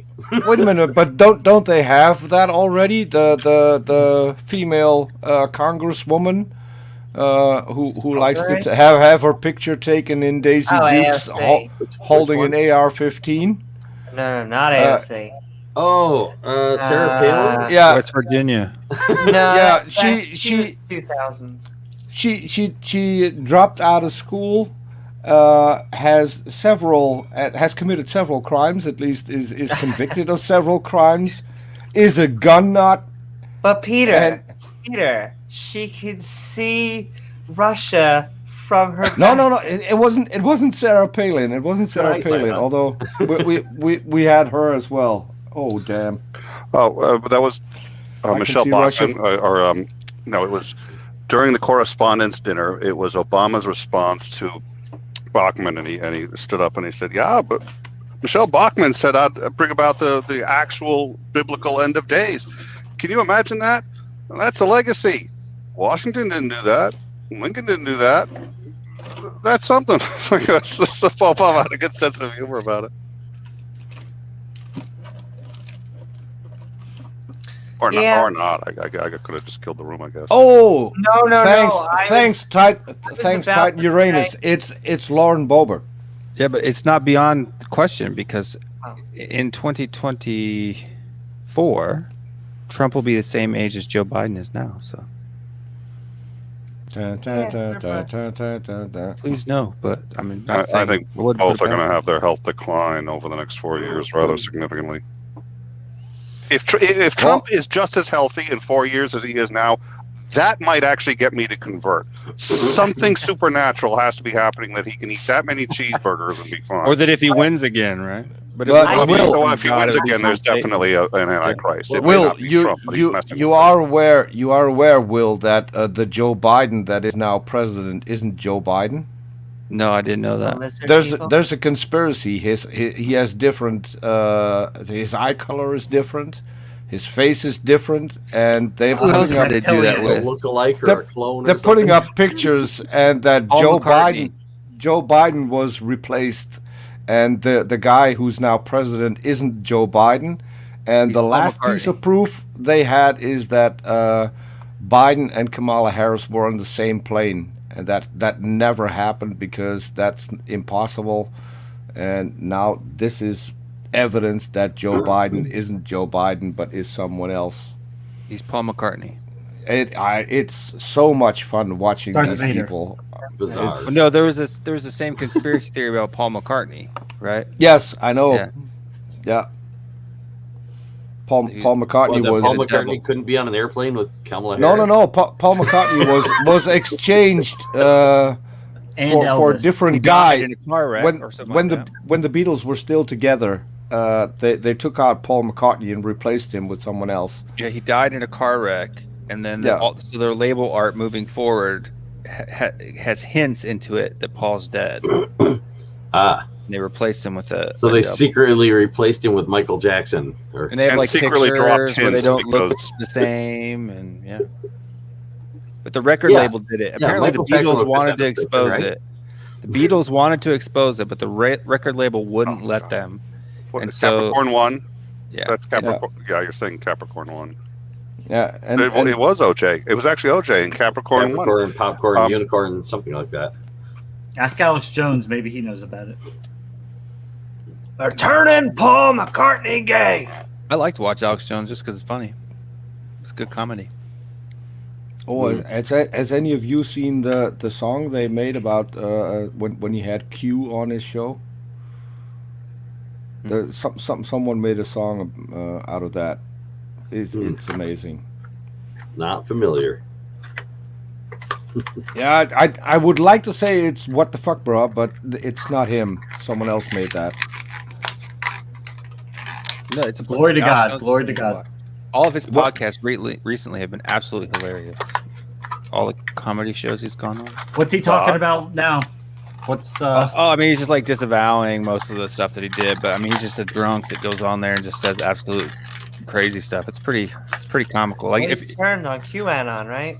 if you're not a skeptic, or if you are a skeptic and you don't believe the crap that he spews, it's really quite entertaining, to be honest. If you look at it from that view. Yeah, I've Why listened to a can't hate couple of his shows just to listen to the stupidity. Yeah, like the Joe Rogan. He's been on Tim Pool. He's been on that other guy that has a podcast. now. And they don't like me because I read government documents. I just get up here and read government documents, and people don't like what I have to say. It's in their own Yeah. documents. People like that, He's I not too just serious kinda- anymore, though. in general, people like that, I just wonder whether or not they're going to live long enough to recant all the stuff they've been spewing. Well, Donald, No. obviously you've been drinking fluoride water your whole life. You got nothing going on in between those two ears. The fluoride. Yeah. I don't know. They're poisoning the water. The water in my apartment. That Slowly, can't be the James has worst been of it. taken over. Hey, Amy, hey, Amy, do you have you're a anything? liar and a fraud. Hey. Oh, they put extra fluoride in the fucking Netherlands. They don't want anybody getting cavities there. Yes, a lying Nope. frog. No Oh, cavities. A gay frog. Excuse me. A gay, Gay- frog. gay Turning lying frog, frogs yeah. gay. This rant has Or a gone frog from that's lying about football being gay. to Alex Jones to Donald Trump. It's a good one. I like it. As it does Sports. sometimes. Woohoo! It's a Sports. cool hat, though. I'm gonna become Alex Jones eventually. And people, But they it's- just want to watch football. They don't want to listen to what's going on in the world. The elites are entertaining them. Baseball, football. I just want to do that too, but Don't be a I want to show. watch baseball. But it's a little bit better than Cat Hovind, okay? I gotta I drink think my what- water, okay? Trying to think, what was that? Something on some Dark Matter 2525 cartoon about torturing someone by making them eat a gay cupcake or something like that. I'm trying to develop my Dark Matter 2525 face. I can't do it. He has like this goes like this upside. It goes half upside down, half not upside down. Can't do it. I just look a little B back in special ed. But okay. So we have been Midnight Ranting. Supernatural now with 100% more natural. We'll probably go a little bit longer and then we'll do wrap-ups. This has been fun. Yeah, what And we'll about probably ghosts? Have you guys ever seen a ghost? No, I've seen aliens. Does that count? How would anyone know that something was a ghost if they saw one? I put the link to the song, the Alex Educated Jones guess. song in here. I mean, consider this. There's somebody, I'm not sure who, somebody mentioned earlier the possibility of, like, you know, if we live in a multiverse, you know, like you could die in this Will slice brought of that the up. multiverse, Yeah. and you That was could my go on friend, living yeah. in another slice of the multiverse. Well, imagine if you know, if you, instead of thinking about it as slices, you know, like we're in a slice, imagine if you think of it as a continuous thing, and, you know, we're just able to see what's close enough to us within that continuation from, you know, like if we position it, say, left to right in a scale and say, you know, like we're in what we would consider the middle, if, you know, you can see what's a little bit to the left and a little bit to the right, but that's all. If you look at it that way, if you died, then most of the parts of that continuum near you, you would also have died in, most likely. But what if that, you know, being that it's most likely and it's not certain, what if somebody who is living in a part of that continuum, or a slice of someone in a part of that continuum that is right on the edge of where you died on one side and didn't die on the other side, Trapped what if in you could see between. both? Donald, So I you're think too late. You're too late because when I grew up, I watched a television show called Sliders. That was literally what you just told everyone about. Not quite, but it's pretty close, actually. Well, They've done. have there been enough like confirmed cases of objective ghost sightings that we even really need to bother theorizing or hypothesizing what it could be? I've never seen or heard of any credible evidence. I mean, I know people see them, but that doesn't mean It's they're just there. a mental exercise. I literally had a sighting today, and I think most of the people, I know for a fact that Amy had the same sighting because we had Spooky in the side chat.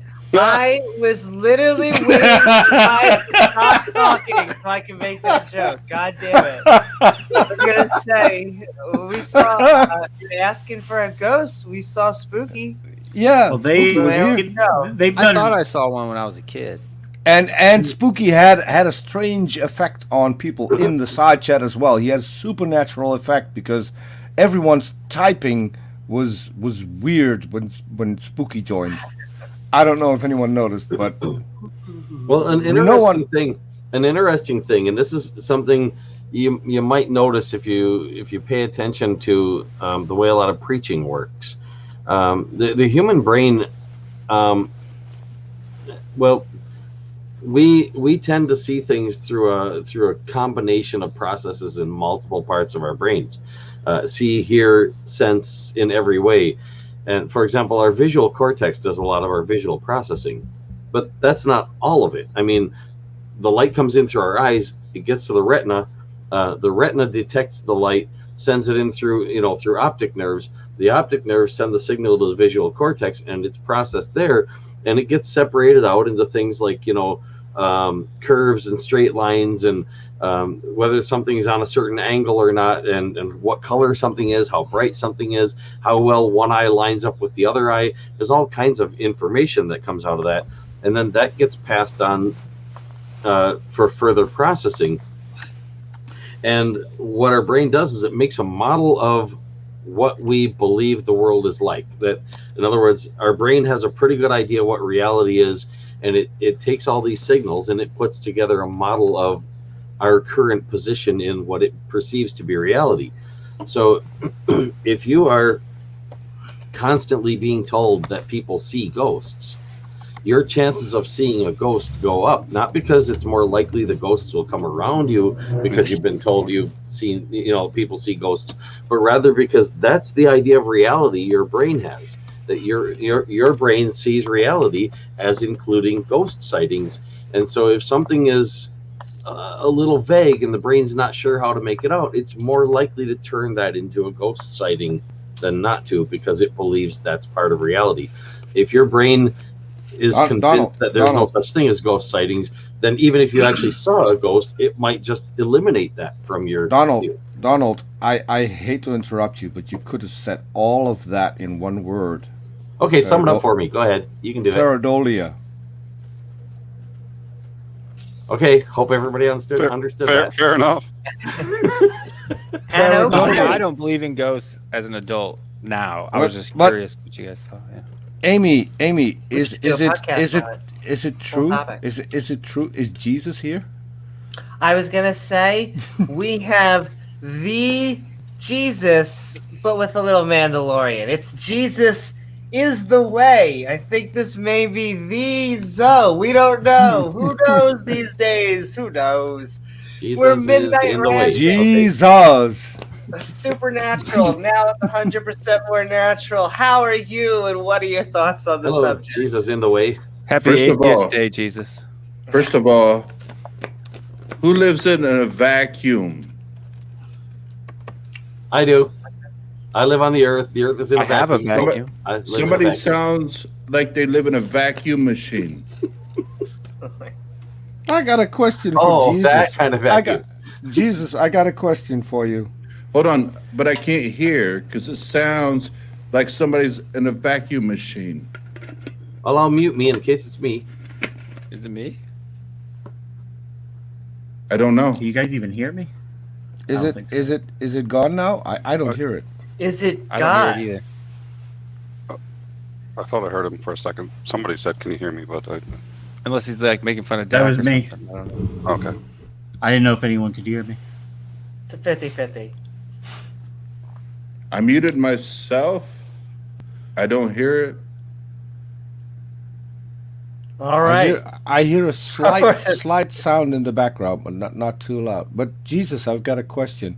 How come that people who actually reach out to talk to you get a response that no one can come to the phone right now?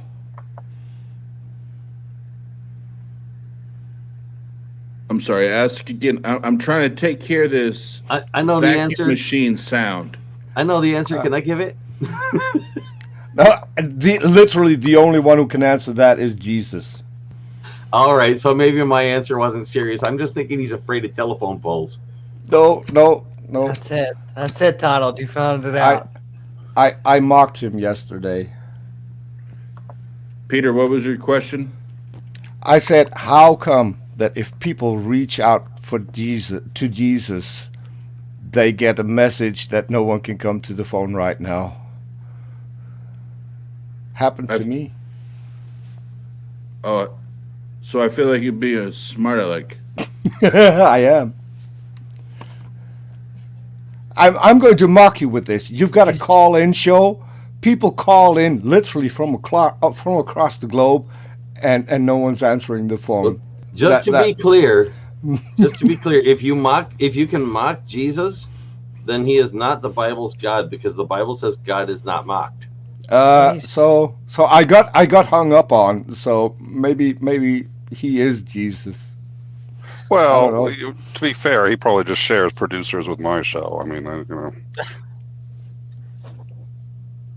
What he's trying to say is, Jesus, is your refrigerator running? Is that like a you should go and catch it joke?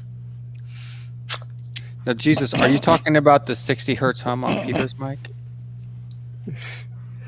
Well, somebody's mic is a little hot. Not mine. Mine's cold. When you grabbed it, the 60 hertz buzz went down, but it's not that bad. At least in my headphones, it's not that bad, but I have them turned down pretty low. There it went away. Who did that? Peter. That was me. Yeah, it's a 60 hertz buzz. Yes. So your mic sucks, Peter. No, my mic is sitting on my computer and is picking up the vibrations from the computer, I guess. Picking up that 60 hertz buzz. Yeah. So 55 vibrations from your 50 hertz or whatever you guys want. So when you- Jesus, so when you- Jesus. so when you- Wait a minute. This is important. Jesus just helped me improve my sound. That's what I. Jesus He's re- saves. He's real. That's what I was just getting ready to say. Well, See, it didn't sound like a vacuum. You confused me with the vacuum. I'm Tom. I'm very lucid. I beat everyone. Earlier on, I stole Amy's joke, and now I beat yours. So That's okay. I'm on a That roll. explains why God doesn't do things didn't- like you didn't- showing up and actually helping people. You didn't beat mine. I helped because you then it solve wouldn't be your supernatural. problems. That's what I do. This is why the Netherlands is 80% atheist. God doesn't come here anymore. We're I just just did. bunch of smart asses. I just did. You, And Peter, too, if you ground your case, you can get rid of that. I just need a boom to have it No, just ground suspended. your case. Just ground your case. Your computer case. Take a little wire, wrap it around a screw that goes into the case, and then It is ground it to grounded. the floor. It is grounded. You know, Peter, like science, like all you atheists love to talk about. But by the way, do I need to mention that I used to be an electrician? So I should I know. would have never you would know. known. I thought you were about to say I used to be a theist, and they're No, like, no. Did I you know? used to be an electrician. Did you know? Did you know? So, what do you think, Amy, is the oldest job in the world? That's for a very different podcast, but let's hear your answer. Electrician. Okay. Is it? Yes, because the moment said that God said, "Let there be light," we had all the cables installed. There you go. It was just like that. Let there be cable was the second day. Yeah. Was that a joke? And the first people to exist were the Dutch. Were the Dutch, because they invented copper wire. It was two Dutch guys fighting over a cent. It all makes sense now.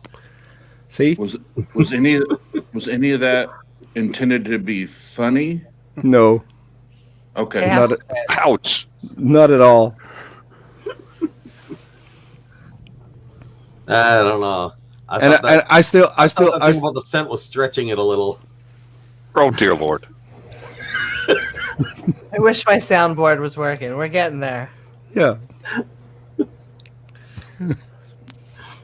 And okay. So, I have to say, Jesus What do you is remarkably quiet. There we We go. got you Thank covered. you.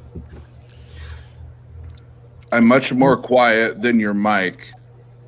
That's not what I thought you were gonna say. Glad you went with Mike. Okay. Just my brain. Well- I swear there's a word missing in there somewhere. Is it Jesus is in the way or Jesus is on the way? I think he's Wow. So, Amy's the host of this channel, right?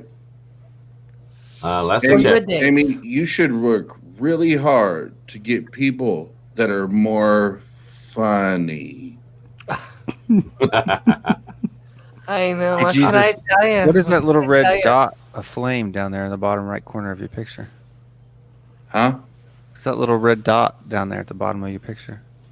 Looks I like have no idea. one of those audio levels. But Probably the flame of God. Flame of Jeebus. Coming in red hot.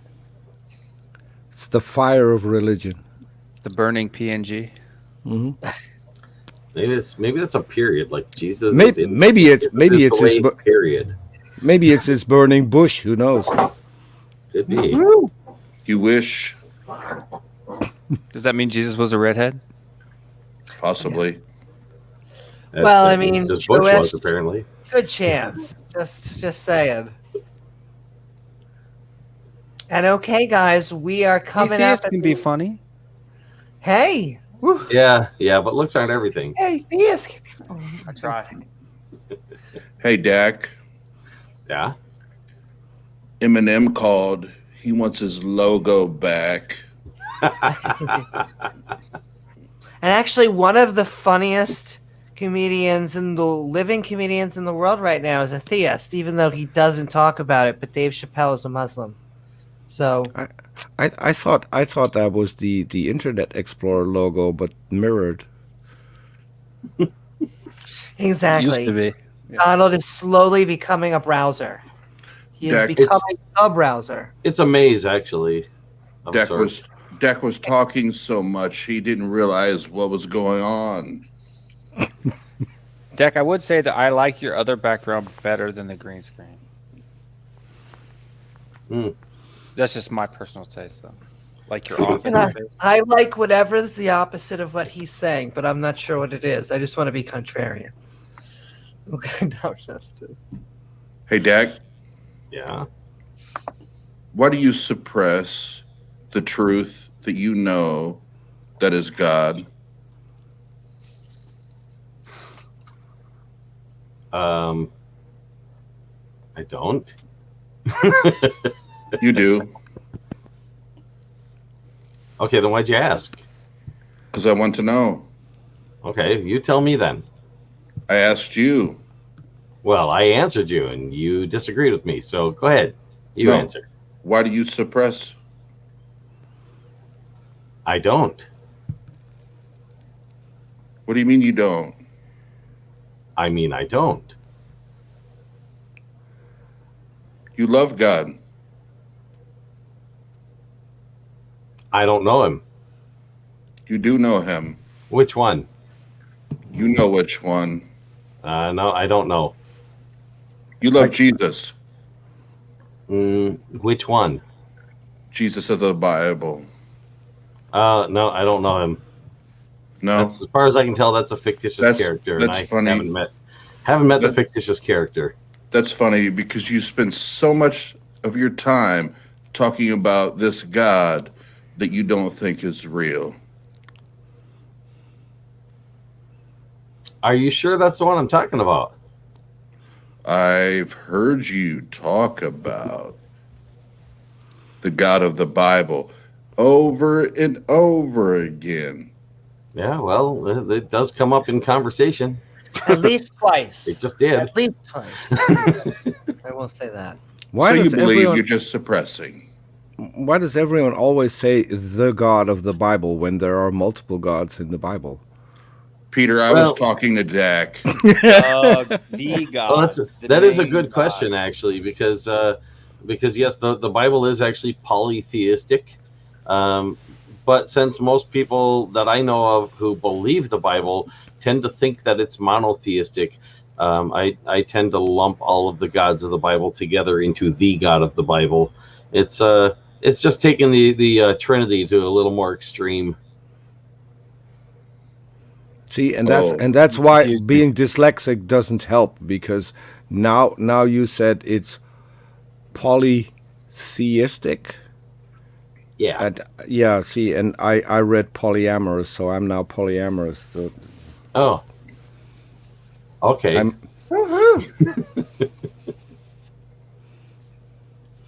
So none of that meant anything.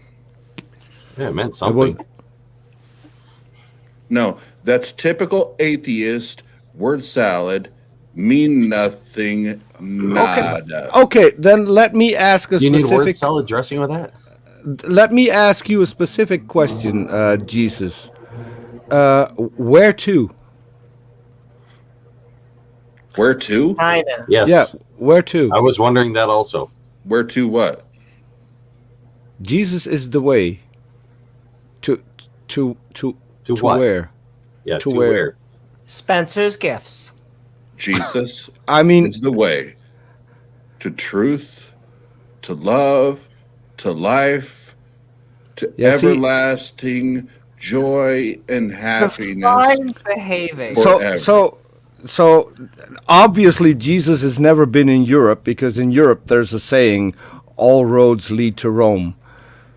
So if Jesus is the way, he's just one of them leading to Rome. That made no sense. Made sense to me. A road is a way. A physical road? All roads. A physical road? Could be physical. Wouldn't have to be. All roads.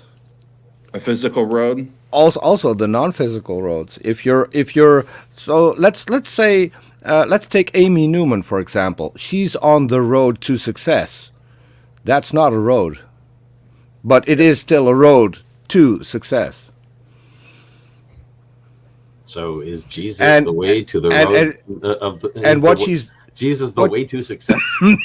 And what she's doing with this show is also the way to success. So that's not true. It is. No, that's so you're saying she's doing Jesus. It is. No, that's her road. Yeah, but the show is her way to get to success. It's one of her ways. She has multiple, whereas Jesus has only one. I'm a Mandalorian, so there's I have multiple. a specific the way. There's multiple ways to achieve success and to see success, but there's only one way to life and love and liberty that we know through God. Oh, you forgot to say the pursuit of way, happiness. The truth, and the life. There's only one way. No one comes in the Father but by you. So when people are trying to no one comes in the Father. Let me get this straight. Then. sorry, into the Father. Let me into. So when people were trying to figure out how to get around the God of the Bible being so evil, they decided Jesus is the way. Oh, so you're going to do the typical atheist tap dance and go back to the Old Testament and play games instead of just dealing with the fact I was just that wondering where it's the way from. That's a savior. I mean, that was savior. That was just looking at where it's the way from, because if it's the way from the Old Testament into like fooling people into thinking there was something sensible there, then yeah, I could go along with that. I still think that Jesus lost his way because he, according to the Bible, he was going to come back during the lifetime of his disciples, and he never made it. So he probably lost his way. Day. Yeah, unless one of them is still alive after all this time. I mean, it could be. They're in heaven. Seems unlikely. Exactly. Are these the best atheist arguments you have? Nope. No. I can order better for $5.99. Yes, me too. No. The best argument would be. Okay, let me do this real quick. Edit. Okay. Oh yeah. I can show my face. Can Jesus do that? By the way. Because I think everyone by now is dying to know what he looks like. Looks like a chalkboard so far. Have a good night, Nick. Stick figure Jesus. Well, so in a way, it's apt to have the chalkboard because Jesus was known as the teacher.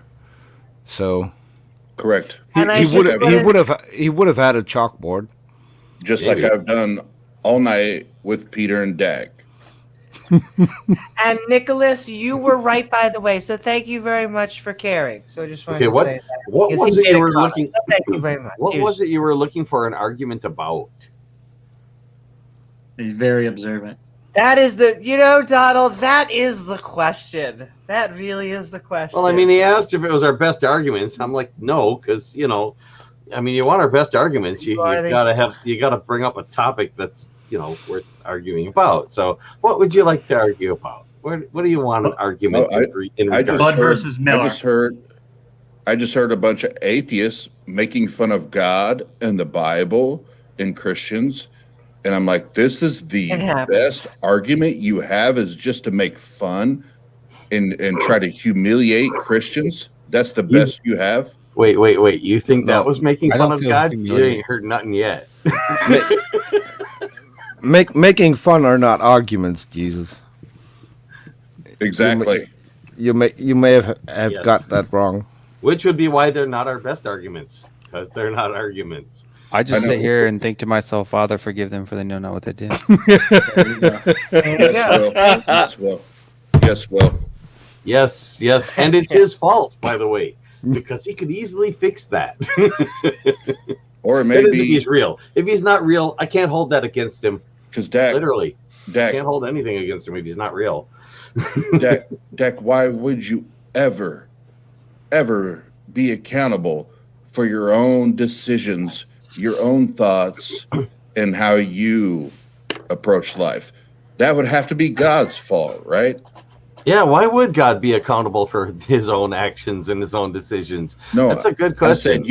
said you, Dak. Why would you ever have to be accountable for what you think and what you decide and what you choose to do with your life? Why would Because you I don't ever- believe in a God.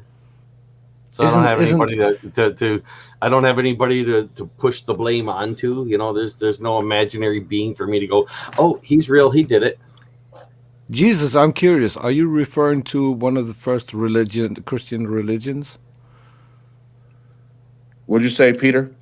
I said, are you referring to one of the first Christian religions, which is still the biggest Christian religion? It reminds me depends of which one you're referring to. Roman Catholics. Maybe. They go to mass and then they get a small wafer, and when they eat it, they say, "This is the body of Christ." If put that's Jesus not in the mouth. cannibalism, and the moment they put it in their mouth, the wafer suddenly becomes the flesh of Christ. If that is not cannibalism, I don't know what is. Peter, Right, And it they just get to- looks and like they- the blood, Peter, like a wafer. Peter. Mhm. Have you ever went to any church? Yes, that has- Catholic. hold on, I wasn't done. A Catholic. Have you went to any church where they partook in communion, and when they put the wafer in their mouth, it turned into meat? No, but they say it does. No, hold on. It Don't it stutter. doesn't. Don't stutter. It doesn't. Don't stutter. No, it Don't doesn't. stutter. No, I'm not stuttering. They say it does. It doesn't. That's Okay, so kind then of a giveaway. On that logic, you say God doesn't exist. I think no, it no, does. no, because they also say you have to believe. Yeah. You have to believe that the wafer you get turns into the body of Christ, which has You have led to me fool to make a meme of how Christ must have looked if Peter. billions of people have literally eaten his body. How big was he? Peter. Mm. How big was And it? if it doesn't taste So- like raw flesh, well, so- then you're just not Or believing. or hard did he enough. or did he have No, axolotl it just genes? looks like Where, It's it just possible. looks like It's a possible. cracker. No, where are it's you? possible. It's possible that he had axolotl genes. So if you have an axolotl and you chop off its leg, it grows back. So that's a possibility. Maybe that's why the are you tomb is go- are empty, you- because are you- they took you guys- Jesus' body somewhere so they could slice it up and make communion. Yeah. Are you guys So having- we're gonna let Jesus is the way. We're gonna let him do another. We're gonna let him have a response, and then we're gonna start to finish up, guys, because we just passed hour 3. So are we done with the sarcasm? Yeah, no, Jesus. not even What nearly. what Amy just said is that we're at the end of the road. Okay. Hey, I mean, yeah. what's wrong with the we're level done with the WWE sarcasm. Christian style? So Amy Sure, just we got- saved you from your childishness. That's what just happened. Sure, we're done with the sarcasm. They find the bell. And that's what's sad about you atheists. It's all sarcasm and jokes and no real conversations. Well, what's sad is that the theists don't get the joke. because they're missing out on a good laugh. I mean, it's sad. I think we can all just enjoy a good joke now and then. That's what I like. Some of about them this get show. it. Some of them get it. Some of the time, that's cool. I wish they'd get it more often because they could do with a few more laughs. I agree. And okay, with that being said, Laughter's the best you know medicine. what? Jesus was just talking, and Jesus was the last to come in here, so Jesus is the way. So, my favorite twin brother, how are you doing tonight? What are your thoughts about the supernatural? Atheists don't get it, and their sarcasm and their jokes are repulsive. Amen. Ramen. Wait a minute. Amen. Is that singular or plural? Is it amen? Some men. Somewhere in between there, right? And Dak do genders. and Dak proves his inability to not jump in. Oh, I wasn't trying to not jump in. That's okay, Donald. You can jump in because I I could think have done you're it. next on the list. Donald, we have been Midnight Ranting Supernatural now with 100% more natural. What are your thoughts? And where can people find you? And what are your thoughts in either order? I'm right here at this moment. Midnight Ranting from midnight your time till just past midnight my time so far. And I've got a channel called Eminent Reflection. Anybody wants to check it out? It's not all that terribly easy to find unless you want to bother to type out the whole 2 words because YouTube tends not to give you any clues toward it. But yeah, Eminent Reflection if you want to I check found out it pretty the channel. easily, yeah. Or my older channel, Donald Kronos, which occasionally I live stream on both at once now. And then your final thoughts on the supernatural. I think that was it. Or is that it? I don't think there is anything that I could call supernatural and feel like I'm being accurate. Nothing in the real world. Anything that anybody calls supernatural, I think, is probably most likely either a mistake in their perception or a mistake in their understanding of what they perceived, or maybe they're defining supernatural in a way that I wouldn't. I mean, we humans make stuff that, as I mentioned earlier, somebody from a long time ago would probably have thought of as supernatural, and all of those things seem to be beyond the capabilities of any religion's God to make any of it all.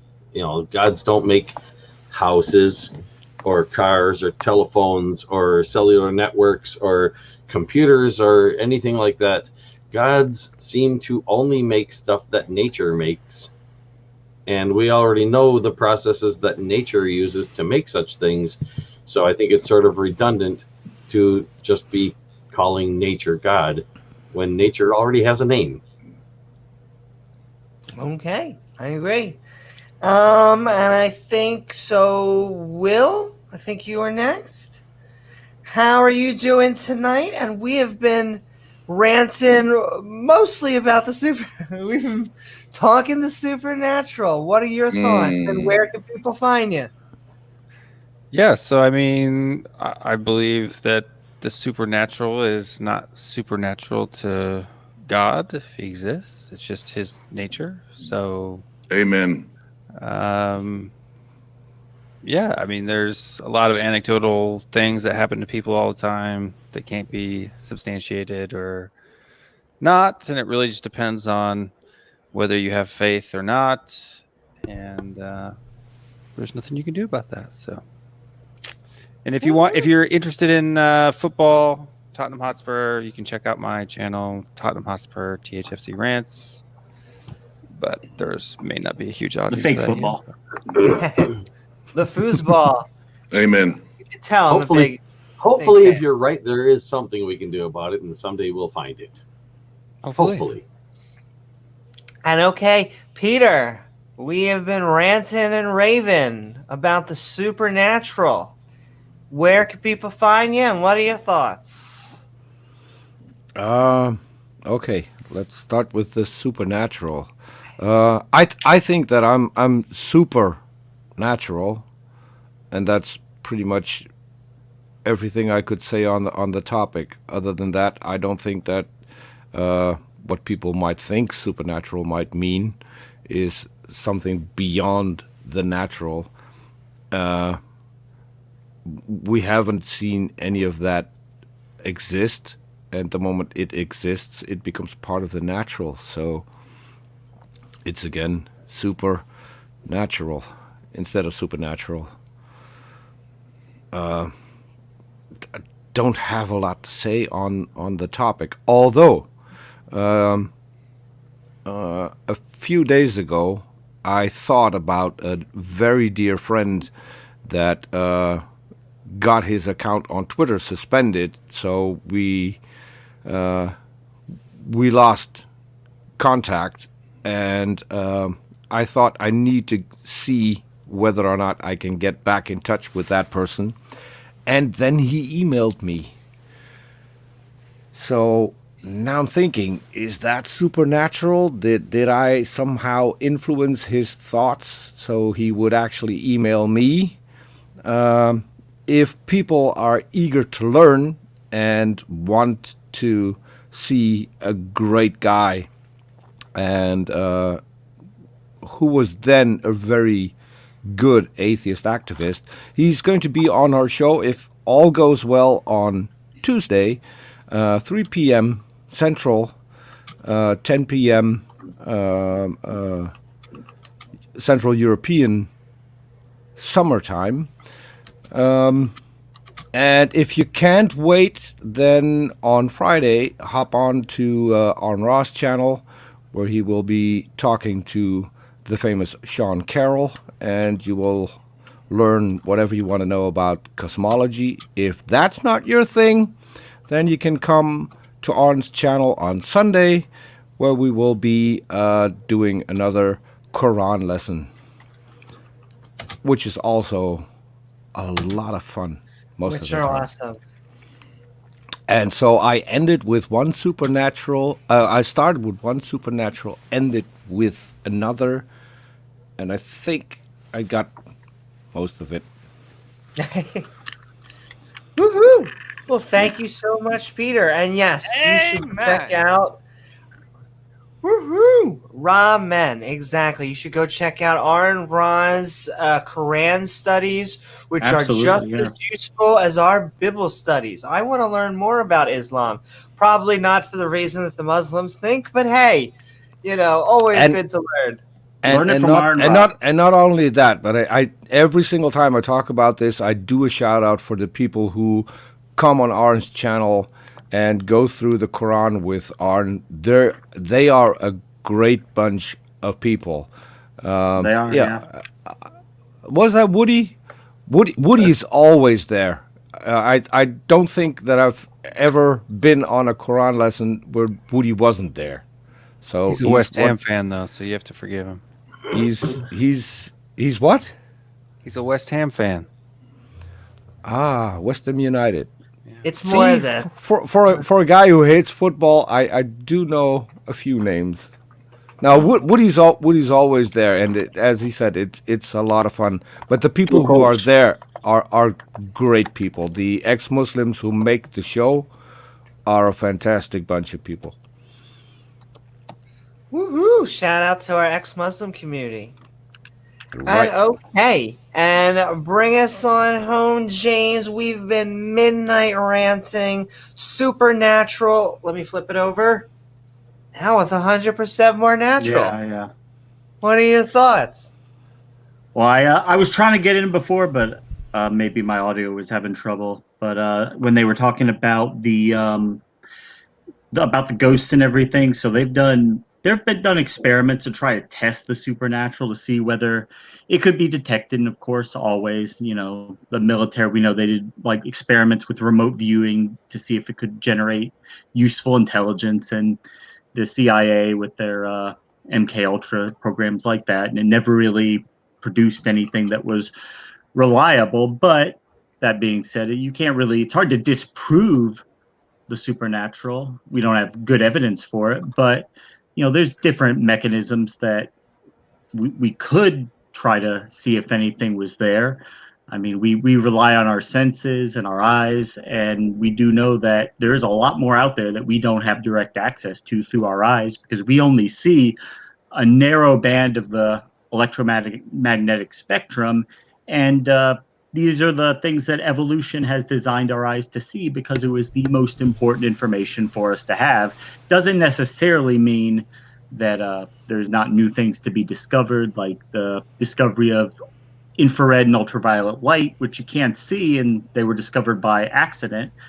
So we probably do have some more exciting discoveries to make in the future. And only time will tell. But I think if we keep going the way we're going, we will be able to answer most questions and put them purely, in the natural realm. There's no supernatural realm. There's just things we don't understand. And as we do understand it and incorporate it, then it becomes part of the natural world. So we just have to do some more experiments. And they, as far as the multiverse thing they were talking about before, there's different theories on that, how all that works. And they talked about the many worlds hypothesis, where each possibility happens in another universe. And they postulated or tried to say maybe that has something to do with psychic powers, and maybe they have access to hack into other universes or dimensions. None of it can be proven, but it certainly is interesting, and it makes for good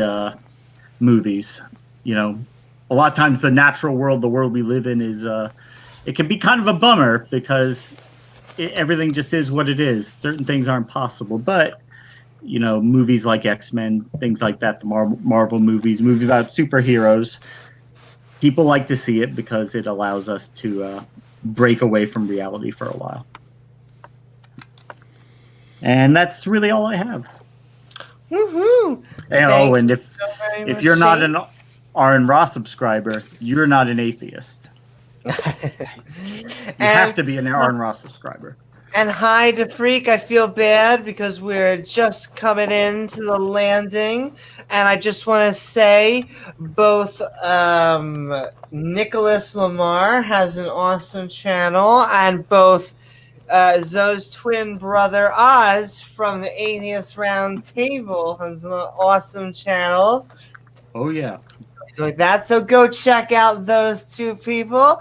And I hope you all had a fun time on this Midnight Ranting Supernatural, now with 100% more natural, where we got 2 full scoops of natural and a full helping of sweater vests. I want to thank James W.